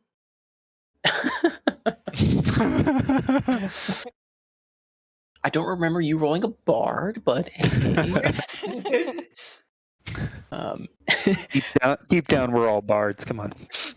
Deep down, we're all bards. I mean, the ranger needs it. Yeah, you've gotten the guard's attention. He's been posted there, kind of born out of his skull. So he definitely catches on. You kind of throwing these suggestive, like glances and such at him, and he kind of almost coughs, makes it look he's looking down the hallway. He's going down like a cursory inspection, then kind of stops at your open door, kind of lightly knocks and goes, routine inspection. By all means, come in. Of course. And he comes in, bit sheepishly, kind of looking around the room. She's kind of right now kind of having her blouse kind of more open, where her, having more of like her skin exposed and looking, her hair kind of like flown over her one shoulder, and she's like playing with it while kind of like leaning against the door, and then she looks up to him and she's like, "Do you see anything dangerous?" Well, I'd have to do a more thorough inspection, of course. I mean, I'm just one girl, sir. I don't have anything dangerous on me, but if you need a thorough inspection, I'll apply. And she's kind of like steps over to him a little bit more and be like, and like basically having her arms open. It's like, go ahead, inspect me if you want.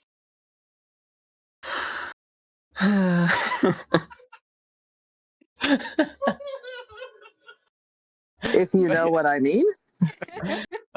Yeah. Go ahead, just roll me a just a charisma. What is it? Persuasion? Yeah, give me like a persuasion check, like just to see just how much of a reaction we get. Does she have advantage since she's like? Yes, you do. Yes. Oh yes. I'm gonna get copyright struck, I think. But yeah, I don't play music on the stream anymore. So that's supposed to be a 19. the dwarf is a nice color of beet red. As he sets aside his weapon, even goes so far as to take off his plated gloves, and starts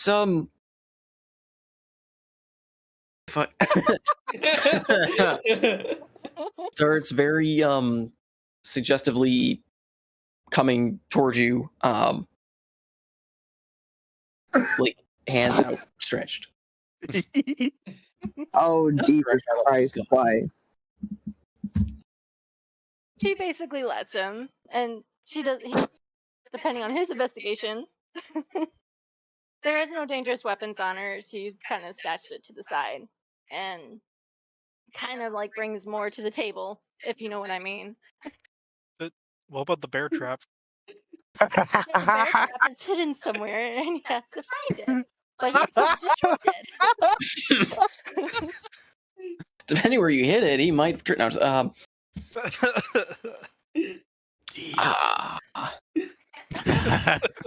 Let's just say, like, once he gets into an investigation mode, she kind of like pads over to the door a little bit, kicks the door behind her to a close, and let's just say they fade to black.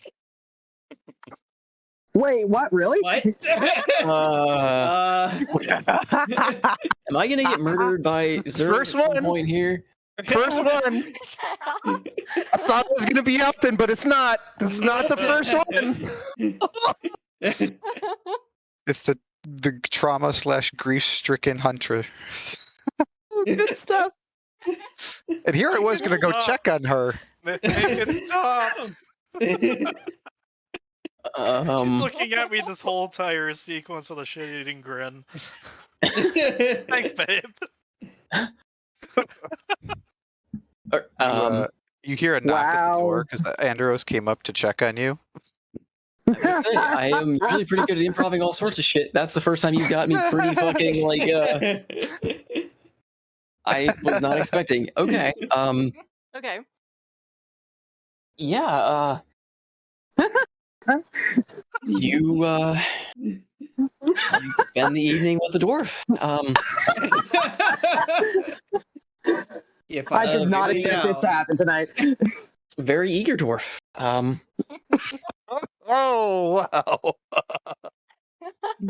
Okay, we learned stuff about Edian today. Yeah, clearly. Maybe a breastplate for you. I think you mean boob plate. So what you're saying is you didn't hear the knock at the door as Andros came to check on you, so he went back down. So Maybe Well, she could. see, She the may walls- have heard, The but walls he's are probably heard something else in return. the Yeah, walls let's- yeah, are you're- insulated and they're rather rock solid. Right. Much like the dwarf. Was not expecting that.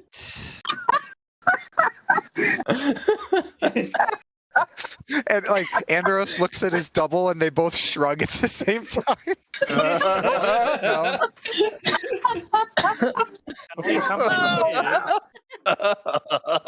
Is there room for two more? Oh, Oh, Jesus Christ. No, no, He's got more no. tact than that. I got one who's wet and ready for you already. Water elemental and all that. He's really bendy, really flexible. Sorry, salty, but gotta have some amusement. I mean, hey, it's your choice. I'm just all right. No, That I works. Y'all need Jesus. Sure. Grief. And then Andros delivers the news to your friendly friend. Yeah. He can keep a secret. Okay. No, he just walks down and I don't. If anyone's gonna ask him, he's Oh well. not gonna say anything. I'll ask I mean, he's not gonna Skylar. say anything unless you guys start talking to him. He just comes back. That was fast. What's she up to? She seemed tired. She needed some rest. It's been seems like it's been a trying day or two for her, so One eyebrow goes up. Oh, I'd say leave her. I don't think she'll. We'll make it work. Give us some time.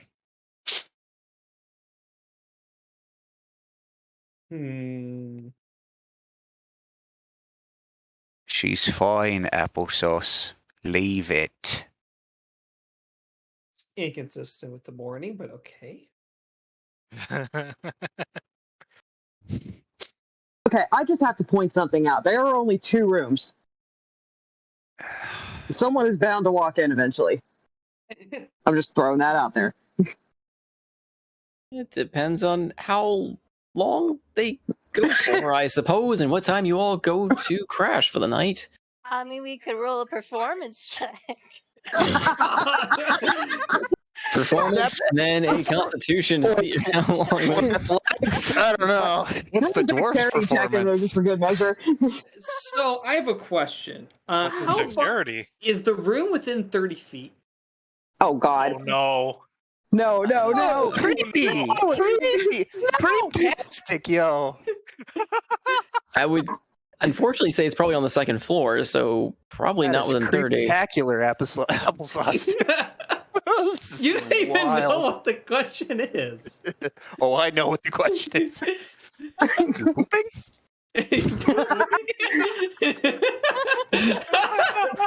Who do you think you're talking to here? I'm crying. And so is Evian. No. Oh no! All I can. I'm sorry, but the only thing I can think of now, just 'cause it just came to a stupid idea, is like you're saying that someone has to find out or like come up or whatever. All I can think of is Thamor showing up and hearing like, oh God, oh God, oh God. And Thamor goes, oh good, they're praising me, and walks away. They were came and speak, so. All I get. Yeah, do it. All right. They're still drinking. Just one after the other. So is Morani. I think by now Zidane would be just hanging out with Shinari and looking forlornly out at the harbor or towards where the boat is supposed to be. Yep. You'll notice. I mean, if you. I was gonna say maybe it'll last for an hour, but before she kind of lets him go, she kind of asks him a few questions. Yeah. Okay. I kind of figured there was this is hopefully the a pillow subtext to talk. why, but otherwise. Is your name? What is your quest? How dare you? I'm just like, Come on, you have to know his name now. He's got to have a name. gotta have a What? name. He's What's his- immortalized. What's his Stumpy. name? Make it good. You want, darling. Anything you want. Three-legged drunk. I can wait if you have anything important do you want to do with the others, and then we can. Harry. Rock thick braid. I was thinking of something worse, but Itchy. His name is Itchy. Itchy. Crab legs. I'm a little worried. That's never a good thing for a DM to say. Dick Moore Stonefist.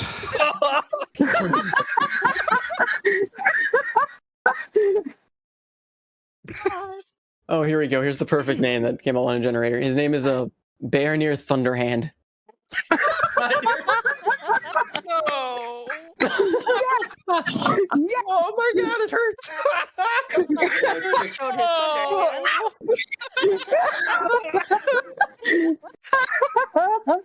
Oh god.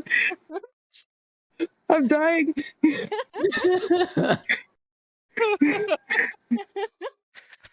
Okay. Barrymore Thunderhand. Uh, The name. yeah, Bear Near Thunderhand. Sorry. Okay, give me the giggles. That's why they call me Thunderhand. My stomach hurts so much. So yeah, so she she's basically in a cutting position. Let's just say that. And he gave her her name after she asked him. Yeah. Oh Okay. yeah, more than willing. She's like, so it kind of troubles me that, I'll be locked up here for a while, but if you're still around, I have no problem. But is it really true that we're all gonna be locked up here for how long? Oh, well, normally I'd say yes, but I could see about making an exception, and when I'm off shift, I can take you to my home, and we could get more properly acquainted. I would love that. I can show you the real reason why my family was called the Thunderhands. Damn it, Salty.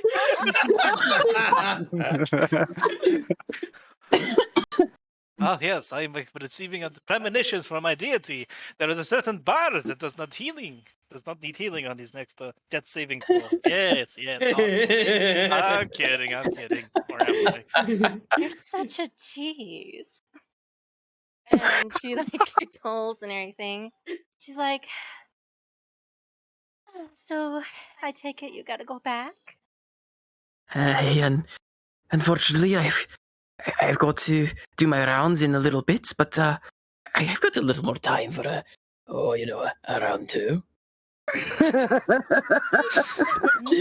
does sound tempting. But one more thing before we attempt a round two. Do you know? I know if this may sound too forward, but do you know how many gods are around here? I mean, I'm just thankful to have you here, but having so many onlookers upon us kind of makes me, nervous because I could be stolen away, and I know you can always hold me back, but those mean, awful men. Just the thought of it makes my skin crawl. Roll me a persuasion with advantage. Oh yes. Oh yes, please. Whoops, that was about to be performance. Whoops. Bard got out barded. All right. He goes, There's the one that's guarding downstairs and the two outside the door and the regular patrols. But don't worry. If you're with me, I will get you right. I can guarantee you. They won't lay a hand on you unless you're into that kind of thing. But I'd rather. No, I'd rather not share with my body with anyone else but you. Oh my god. Come here. Round two. Yo! Wow. I'm sorry, Zerg. It's fine. It's fine. Babe, you're a good role player. Think how great it will be once you're married. I hate the methodology, but the results are gonna pan out. You now have a measure though. If anything ever happens and she calls out Thunderhand, you may have a problem.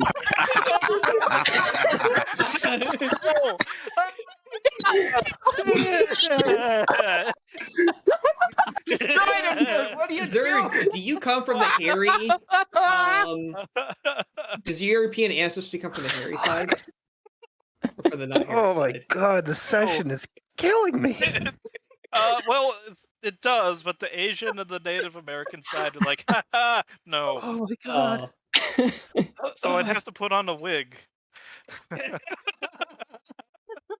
Get on my knees for a little bit more often. No. Oh wait. What is This happening is a right Christian now? stream.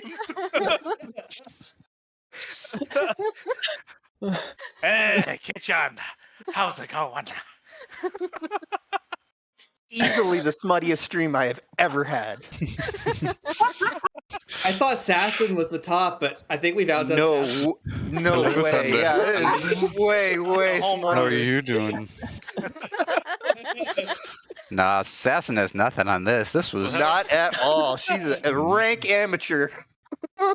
Yeah, Assassin has not had her introduction to the full big, bald, and white package yet. I'm not sure if that's ever gonna happen, though. Yikes. Anyways, friends. Lord, I need a cigarette.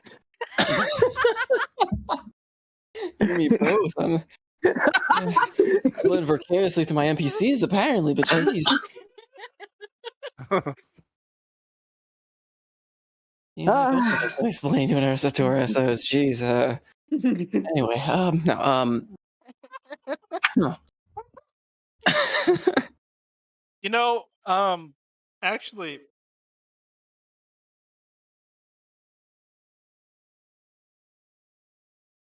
no, wait, Zidane wouldn't have any. Never mind. I was gonna do his divine sense, but there's no reason why. And then they don't like magic going on really right now. So he's just gonna be sitting there and looking out. What's going on outside? I mean, currently it's not a whole lot. It seems like the dock is pretty beside a few humanoid like different inhabitants there kind of shuffling about. There's not a whole lot of activity. I mean, you can kind of see your ship and you do see a lot of dwarves scurrying about it. And you do notice flashes of magic coming from I mean, they did mention there are clerics going aboard your ship. So you do see a bit of signs of magic, like flashes of light kind of deal coming from your ship. Okay. Does that have any particular color or anything to indicate what it's from? Not really. I mean, it's kind of a white light, but nothing really. I mean, you're far enough away that it's more of just you're just seeing kind of the effects of it, or the like, lack of better words, the particle effects of the magic. Okay. How much bloom's going on? But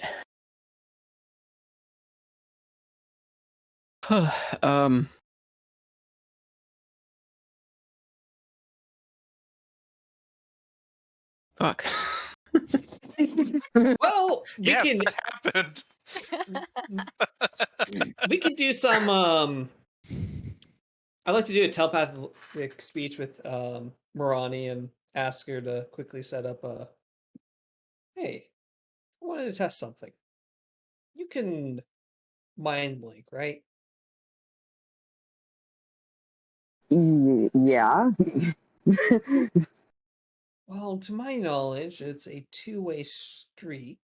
But what if could you mind link with someone else and see if you can get a third participant in the communication? Oh my god, are we actually doing this? We've I'm tried really- other things tonight. What's one more? Yeah, what's the third way? Yeah, It's purely scientific. Right? It could be anything. purely. I mean, salty. Would that work?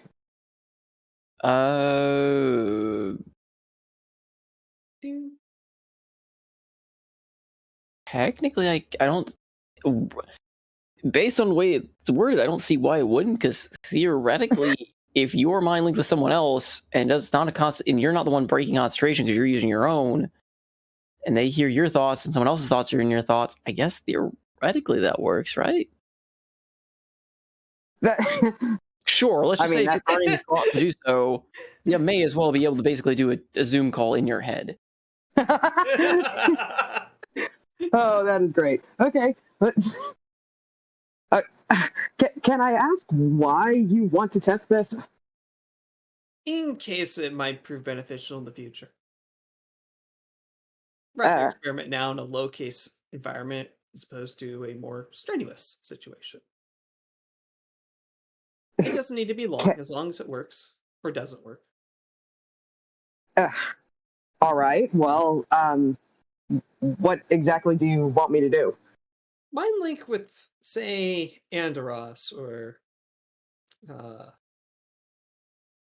Thamor. I don't think Thamor is really the type to talk.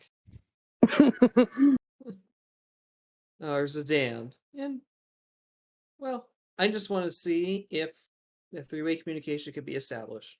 If it can, it'll be obvious. If it cannot, it will also be obvious. That's it. Okay. I'll tell you what, I'm gonna roll a D2. If it's a 1, I'm gonna link with Andros. If it's a 2, I'm gonna link with Zidane.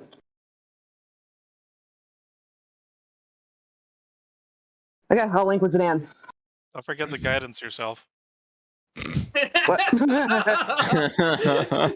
You hear an incoming Zoom call or Skype call, team message in your head. Beep, boop, boop, boop, boop, Yeah. boop, boop. Yeah, we'll say, I mean, I guess, for all intents and purposes, I don't see it works. You know what? It's not just a 3-way call. It can be 4. Shinari. I think it actually is 4 technically because Prey is still. Oh, 5. Wait, that makes it 5.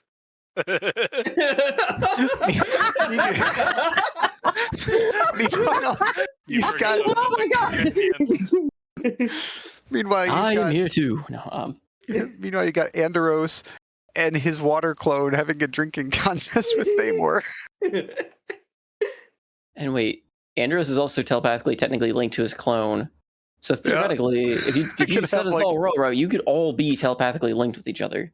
Oh my god, this is amazing! Noted. We're developing TeamSpeak. Got it. Yep. This is important. So as you're linking up with Zidane, what's this gonna feel like? Yeah, what does your mind link feel like? I had never really thought about it. I guess it's just. I mean, to me, I've always just thought of it as just you hear the voice. You know what I mean? Like nothing. There's no physical sensation. It's just you hear it speaking in your head. Oh, we're ready then? Zidane, can you hear me? Yes. He continues to stroke Shinari's hide. Oh well, this is interesting. And Oh, who was she that? hear us? Was that Marani? Marani's still kind of sitting at the bar. She just kind of raises her tankard of ale up in Zidane's direction. He turns around for slowly, but then goes back to what he's doing.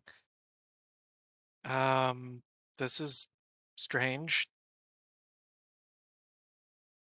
And Yes, well, sorry about both.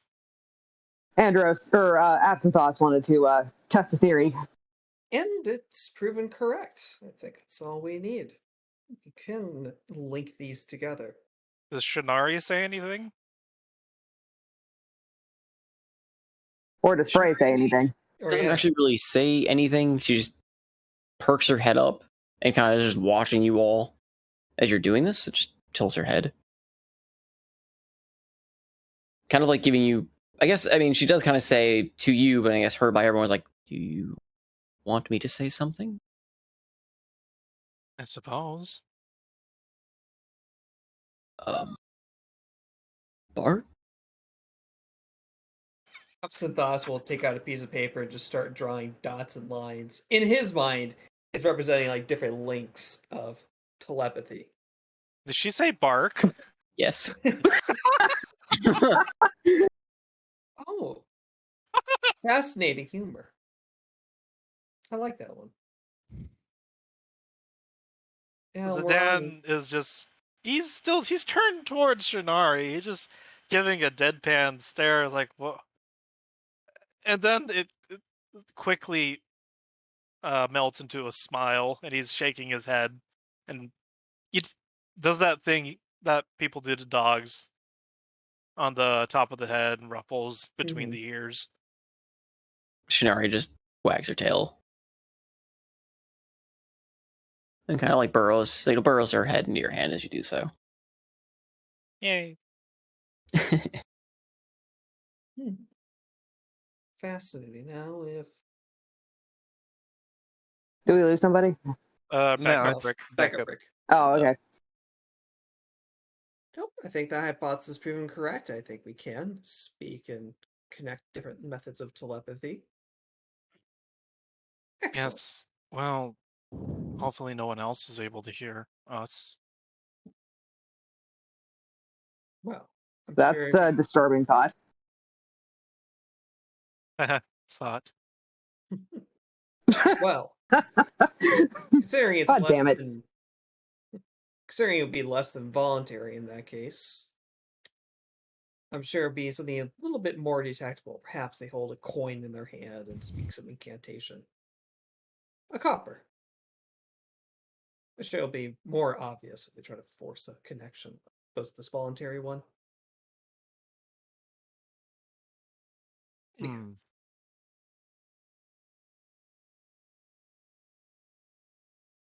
Yeah, it's been a while since Evian's come down. Was he really tired? Very. No, Inconsistent with her energy this morning. But I are you had to go guys? somewhere. Oh, you went there. they seem to be pouring all over our ship. I can see evidence of magics being used across it. And it indeed seems to be of a divine nature. Perhaps they are purifying that cursed teleportation seal. That's kind of nice. I thought that was a one-time use of those sigils, unless I was understanding it was always going to teleport us towards that undead dragon thing. Dracolich, whatever they're called. Perhaps it needs more material components to do it again. right. Well, the stun eye pole will take some time to. What's the word? Recharge? Although I'm sure I could do something a little bit of a smaller scale. If it's what you had done that brought us here, probably keep that in reserve, That's the plan. like the reserve of the reserve. Well, considering the trick getting here almost sent me to the grave, I'm sure similar injury would occur.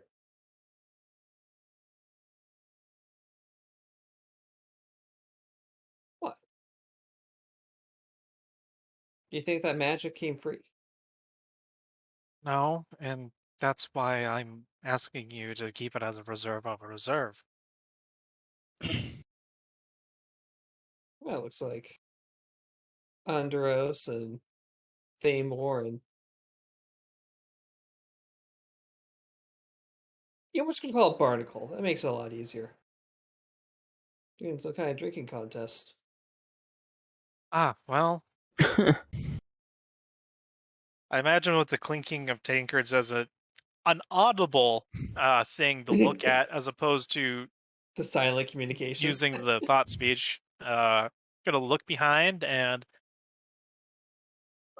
say out loud, Andros, Barnacle, Thamor, are we having a drinking game again? Pass the time? Andros just turns and like motions like, yeah. Good. Maybe if we all get drunk, then we'll be actually able to get out of here quicker. I'm just taking the sights. More verbally. I'm taking the sights. I'm not Fate too will do keen as on fate will being do. not too keen on being underground for too long. Oh. There's a whole world underground. Exactly. You make it sound like it's a bad thing. Don't plants grow underground? I've heard stories from my people. You know, I'll just say the most impressive thing out of all this is how Thamor can drink with his helmet on. I wonder if it's an initiation rite of his order or his training. But in any case, are we using the local dwarven brew, or what? What are we doing?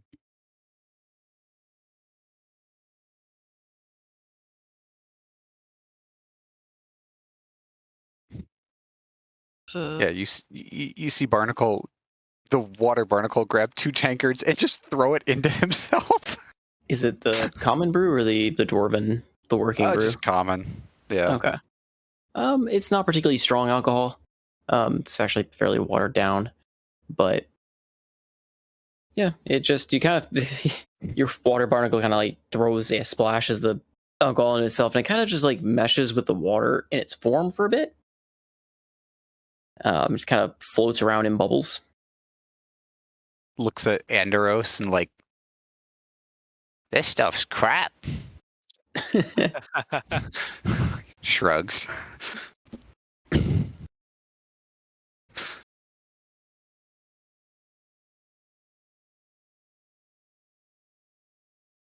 Right, you guys coming to join or what? It's not like we've got anywhere else to go. Going over, take a seat, and grab a tankard. I'll follow. I'll stay behind. Okay. If you're drinking the normal stuff, at least for the first few rounds, it won't really affect you at all. If you're drinking the stronger stuff, you will have to make me a Constitution saving throw. How does Barnacle drinking count? How does that work? How does Barnacle drinking work? Did he get drunk? Is it Slimer? Just like this stuff goes right through him and hits the floor? It's like Trey an alcohol elemental? Or does it dehydrate and melt it? Well, what I was going to say for him, for your water elemental, the more it consumes of this alcohol, the more it's going to become unstable until it falls apart and has to be resummoned. Okay. Because it's basically becoming less of water elemental, and yeah, you're kind of turning into an alcoholic elemental, which isn't really an elemental, more of drunk magic, I guess. You thought we were going to stop at drunk cheese. Now we've got sentient alcohol. Sentient alcohol? I smell a Halloween one shot. It's like Pizza the Hut, except with drinks. Yup. Why do I just now see Andros going back to the bitch queen, being like, you know what? I kind of want this to be alcohol. This isn't strong enough. You had it in a flask. Just make it what's supposed to be in a flask. Grandpa, you're delicious. We need to dry something out. Quick. Get Barnacle. The alcohol to dry it out. Evian, I brought the drinks. Oh, gosh. We're all going straight to hell. No! No!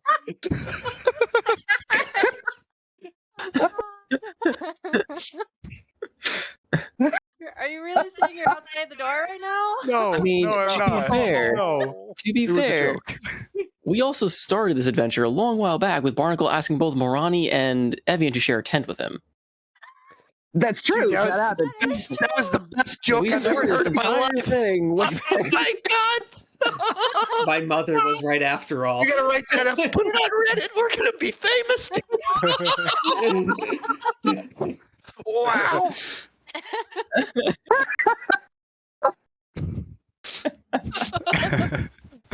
But yes, two goddesses that are so much better than a half elf and a college star. I mean, he's not really a fan of them. You don't know. I mean, you sort of know this, but He's a ladies' man. That's basically how we're saying. he has his ways. Anyway, drinking contest. Making Barnacle into an alcohol elemental. Con saves? Is that, is that what you guys are planning to do with the night? As it were, just kind of passive and drinking? I think we're kind of in a holding pattern. I mean, everyone's kind of doing their own thing. I think that's Alton fine. might have stuff to do. That's fine to ask. I didn't know if people were going to try to make any other plans or actions or anything else. That's perfectly fine. I just wanted to ask if that was the plan. Because otherwise, then it is. If you guys don't make an action, it's going to be basically a holding pattern until the next day. As far as Wow. Oh, I'll peek. Those are I'll look actions. around the Evian. tavern. Wait. And eventually Alton will probably show up as well, because I believe he was heading. I think you said, Alton, you were heading back. Are you heading towards that tavern? Or you said you're heading to the boat, right? Never mind. You're going to the boat. Yeah, to see, I was just looking for any clerics to beg from. So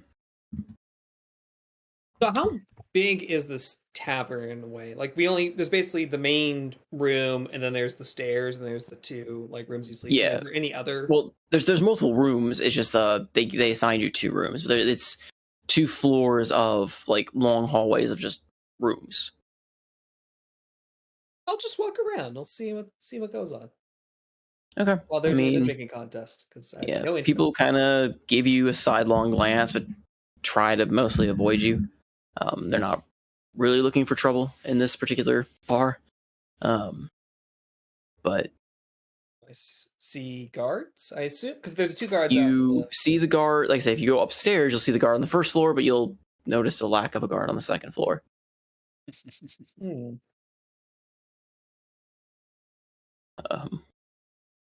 mean, I will say by time Absinthe comes out, that's when the guard walks out. So I hear the door open? The guard walks out, armor's a bit disheveled. He's got, he doesn't even have his boots on fully. He's just he's kind of walking out. Stupid, happy grin on his face. Beard needs to be rebraided.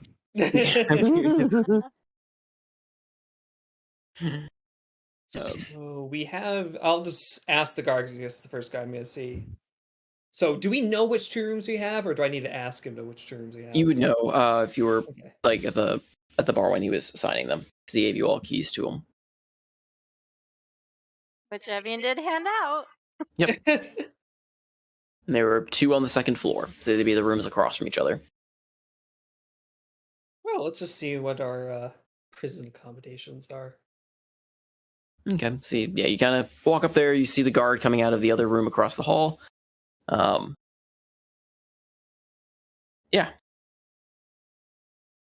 All right. I guess 50-50 on which door I'm going to open. So there's one on the left, one on the right, and I think she's on the right, if I understand it correctly. Yeah. All right. One's on the right, 2's on the left. Oh no. This will be fun. I guess I open the one on the right. All right. It is a fairly. I mean, the room is as I described prior, but you guys are really gonna make me say all this. All right. How upturned is it? It's that's up to Evian. I was just gonna say the room is a bit warmer and muskier than prior. So he's entering the room where Evian's in. Yep. Yeah. After the guard has left, and Okay, so her back is turned to the door, and as you can tell, you can see like the bed covers are kind of strewn and all over the place. She is kind of like fixing her shirt in a way, kind of like tying it back on her back, and her hair is kind of like messy, but she's also kind of like distracting herself from her back of her shirt to her hair, and she's like kind of mumbling at herself, and she, I had ugly place. Ugh. Is the room normally this messy? And then she kind of like stiffens and then slowly looks over her shoulder. When I came in, it was. Check the other room really quickly. I like to open the other door and just see what the state of that room is. It's locked. I have the key. I mean, it's a nice, fairly kept room. All right, going back to room number 1. The more interesting room, obviously. The more interesting room. Yeah, by this time she's kind of like sitting up the bed, trying to fix the bed, and it's like, what? Nothing, kind of like avoiding eye contact. So. The morning after eye avoidance. would have appreciated if you're a little bit more honest, considering, well... Says the man who instantly told his mother I was betrothed to. Yeah. Well, I don't think we have to worry about that anymore. But we were betrothed. Damn it, Treg. Sorry. There's a good thing about that. In any case, did you learn anything? Well, aside from being imprisoned and that we can have I'll do the telepathic speech. If you're standing in the doorway, sure. Yeah, stand in the middle of the doorway. Well, you don't know if a guard's hearing or not. I think the guard's a little on cloud 9 at this point. Well, we could do a three-way communication between Mirani, myself, and someone else. Perhaps we could expand it with alternative methods. That is an interesting way of wording, but at least still need to do more research. Still need to do more research on that, but the theory seems to hold. Good. And she's like, so she kind of gets away from the bed and she's kind of like ushering him in to kind of like close the door or something. So that, because she's kind of like a little weirded out by the telepathic speech, but at the same time, she's like trying to fix herself a little bit more proper. Because, yeah, her clothes are all strewn, but she's trying to fix them. Well, this wouldn't be the first time I've seen this as the aftermath. Excuse me, you have not seen me naked.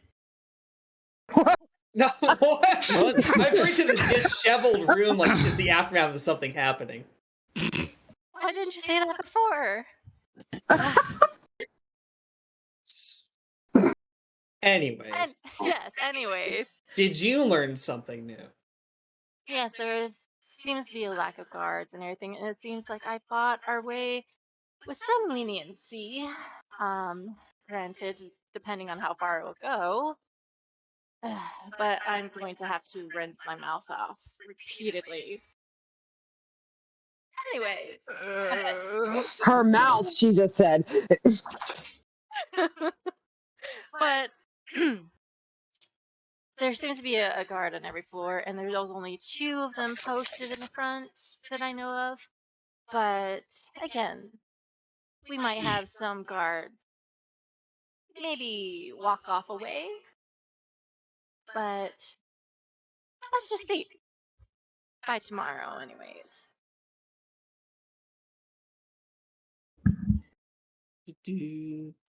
Okay. Well,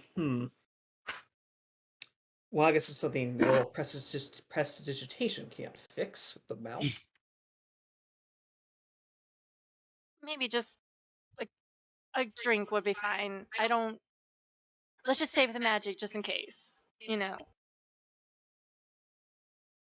Well, at least the water's nice. The rest of them are having a drinking contest. I need something stronger than water, but I'll be down in a minute. If you want to continue your drinking game, unless you can go into the other room to rest. Nope, I will. Probably going to stay up here. I have plenty of water, no interest in drinking. They're having a grand old time. Even the captain's friend, the watery one, is drinking. Oh, that is interesting thought. It's fascinating. You should look at it. I will, yeah. I'll be in the other room. All right. I'll see you tomorrow. Maybe. I may have to cut it there real quick. I'm gonna go let the dogs out. I didn't realize it's actually 12, almost 12. Well, it's 12:20. But I'm gonna go let the dogs out real quick, and then I don't know if we should keep going or if we should kind of call it there, since it is kind of that layer of a point between some of the things that are gonna happen, other than like resolving what Alton wants to do with the clerics. But yeah, kind of got later than I expected, and not. I don't know. It's kind of hard to top what happened tonight already. You're welcome. There was one thing that happened. Everything else was secondary. All this lore and all this story and all this that. I got Find a happy place. That's Find a happy deep. place. The Find a horny happy We all place. know Thunderhand Find a found happy one. place. The fucking name was so good. I think that's the first time during this campaign that I've been well and truly speechless. But anyway, I will be right back because I'm going to let the dog out. She is jumping on my leg. So I will be right back. Okay. So Wow, okay. The that more was you know. Sorry, Zerg. I feel bad for Well- you. well played. I mean, come on, guys. No, it's It works. well played. It worked. Yeah, you beat me good. I was gonna push for that angle for too long here, but you nailed me. Like you found the first dwarf and boom. She's like, who needs a brothel? I'll just seduce a guard. Yeah. Oh, nice. Well done. Find a happy place. Oh, you're fine. If you DM the Star Wars channels, this is nothing. We just got to get our paladin out of his lawfulness. The rest of us are pretty chaotic. Come join the fun.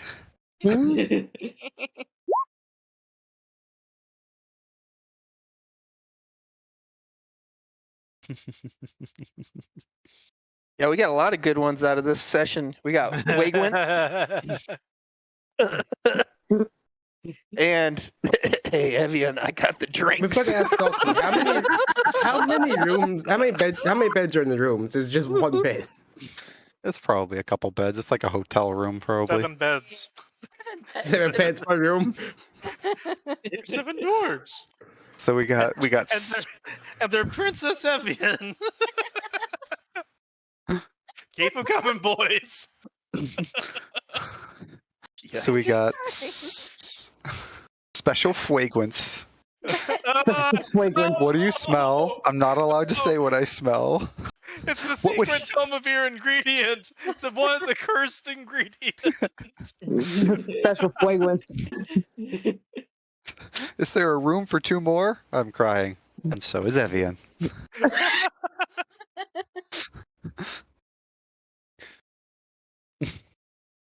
I need a cigarette. Followed by the ultimate. Excuse me. You have not seen me naked.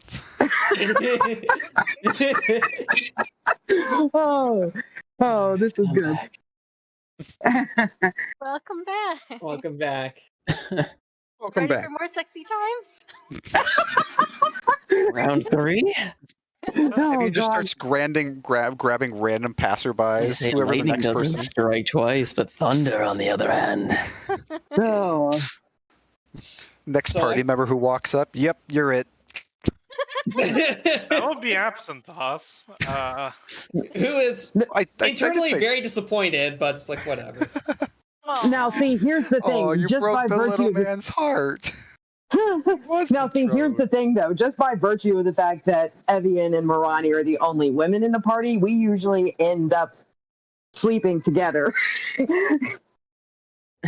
Some LGBTQ plus representation. Well, I Does mean, that make Didn't you Frey? say Turner? I mean, wait, you two, I you two in the don't bear know. trap, sure. That's a very dangerous toy you have there. Is that a long? Coincidentally, that's also what I call that move, the bear trap. I was going to say, the reason why she's so frustrated with him is because he didn't set off the bear trap. Exactly. And then they didn't just- have an Wow, I armor-fitting. can't believe I'm still streaming this. They didn't have an armor-fitting healing session afterwards. He Yeah. couldn't. This He is couldn't the find the spectrum of trigger. armor fitting. Yeah, she already had an armor fitting session. Did she No, I need did. another one? No, didn't you have it when you were? It wasn't for armor, it was for a gown Oh. because you said she was betrothed to you. Jeez. She never had the armor fitting session. No. I thought the armor's already customized for her based on that. But Hand wavy him. Hand wavy him. More of a meta question, Salty, because I don't want to get to it tonight. If I wanted to commune with my patron, would that be considered like a magical thing? Could I commune with my patron? Let's start with that sentence.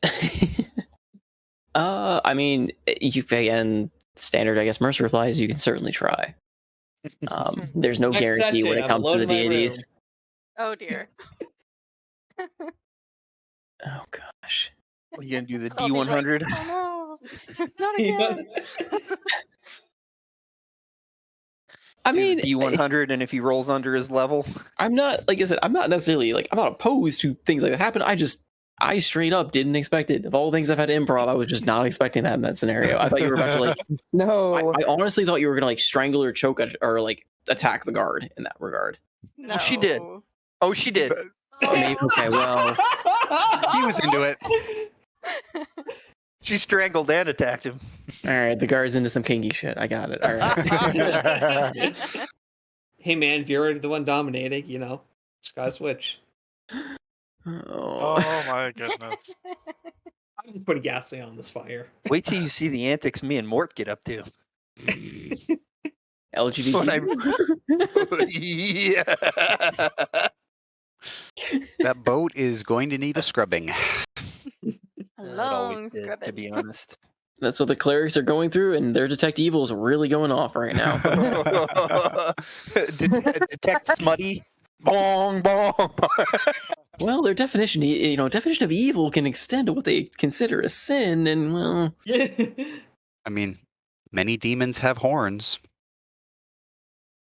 Because they're rather And- horny. There you go. confirmed. Andros is not actually a tiefling; he's just a succubus. Got it.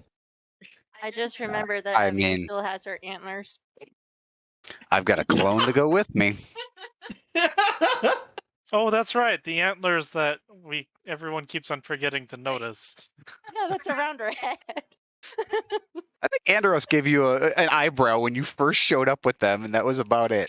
That was about it. This is a normal thing. I mean, you he's have a used to snake having things person on and his a head. tiefling. You didn't know he was a tiefling at the time, but yeah. What was the dwarf's thoughts about it? To be fair, I think the That's dwarf it. was just more than happy to get in on anything at that point. But I'm not going to say it. Inside chat. No, I'm kidding. I'm kidding. well, I meant more of like, I mean, it's a guard position, and then you add alluring character to the mix that is like, it's like something straight out of a movie, basically. Yeah, true enough. A smutty movie for it. So it's more. But at least she got information. Did you end up wearing his button-down shirt at the end of it? I mean, that's movie right there. Just missing the cigarette. No. I thought dwarves were all like super V-neck, bare-chested type wearing people. Probably. Probably. More like you'd end up wearing some kind of a necklace or something. I don't know. What do dwarves have? You get his vest. Yeah. Raina, have you started the new job yet? Week after next, I start. Nice. So next session, you'll. Yeah, I'm actually not on the. I'm actually on a day shift schedule now, so I actually have guaranteed Friday evenings free. I'm so happy. Yay! So that was actually something that Salty and I were chatting about a little bit earlier. What is the possibility that this could actually move to Saturday? I know Salty was saying that would give him a little bit more time for prep and stuff. That's kind of iffy with me now. We're winding down. Because I did tell my job that I'd rather have Fridays off. So they give me Friday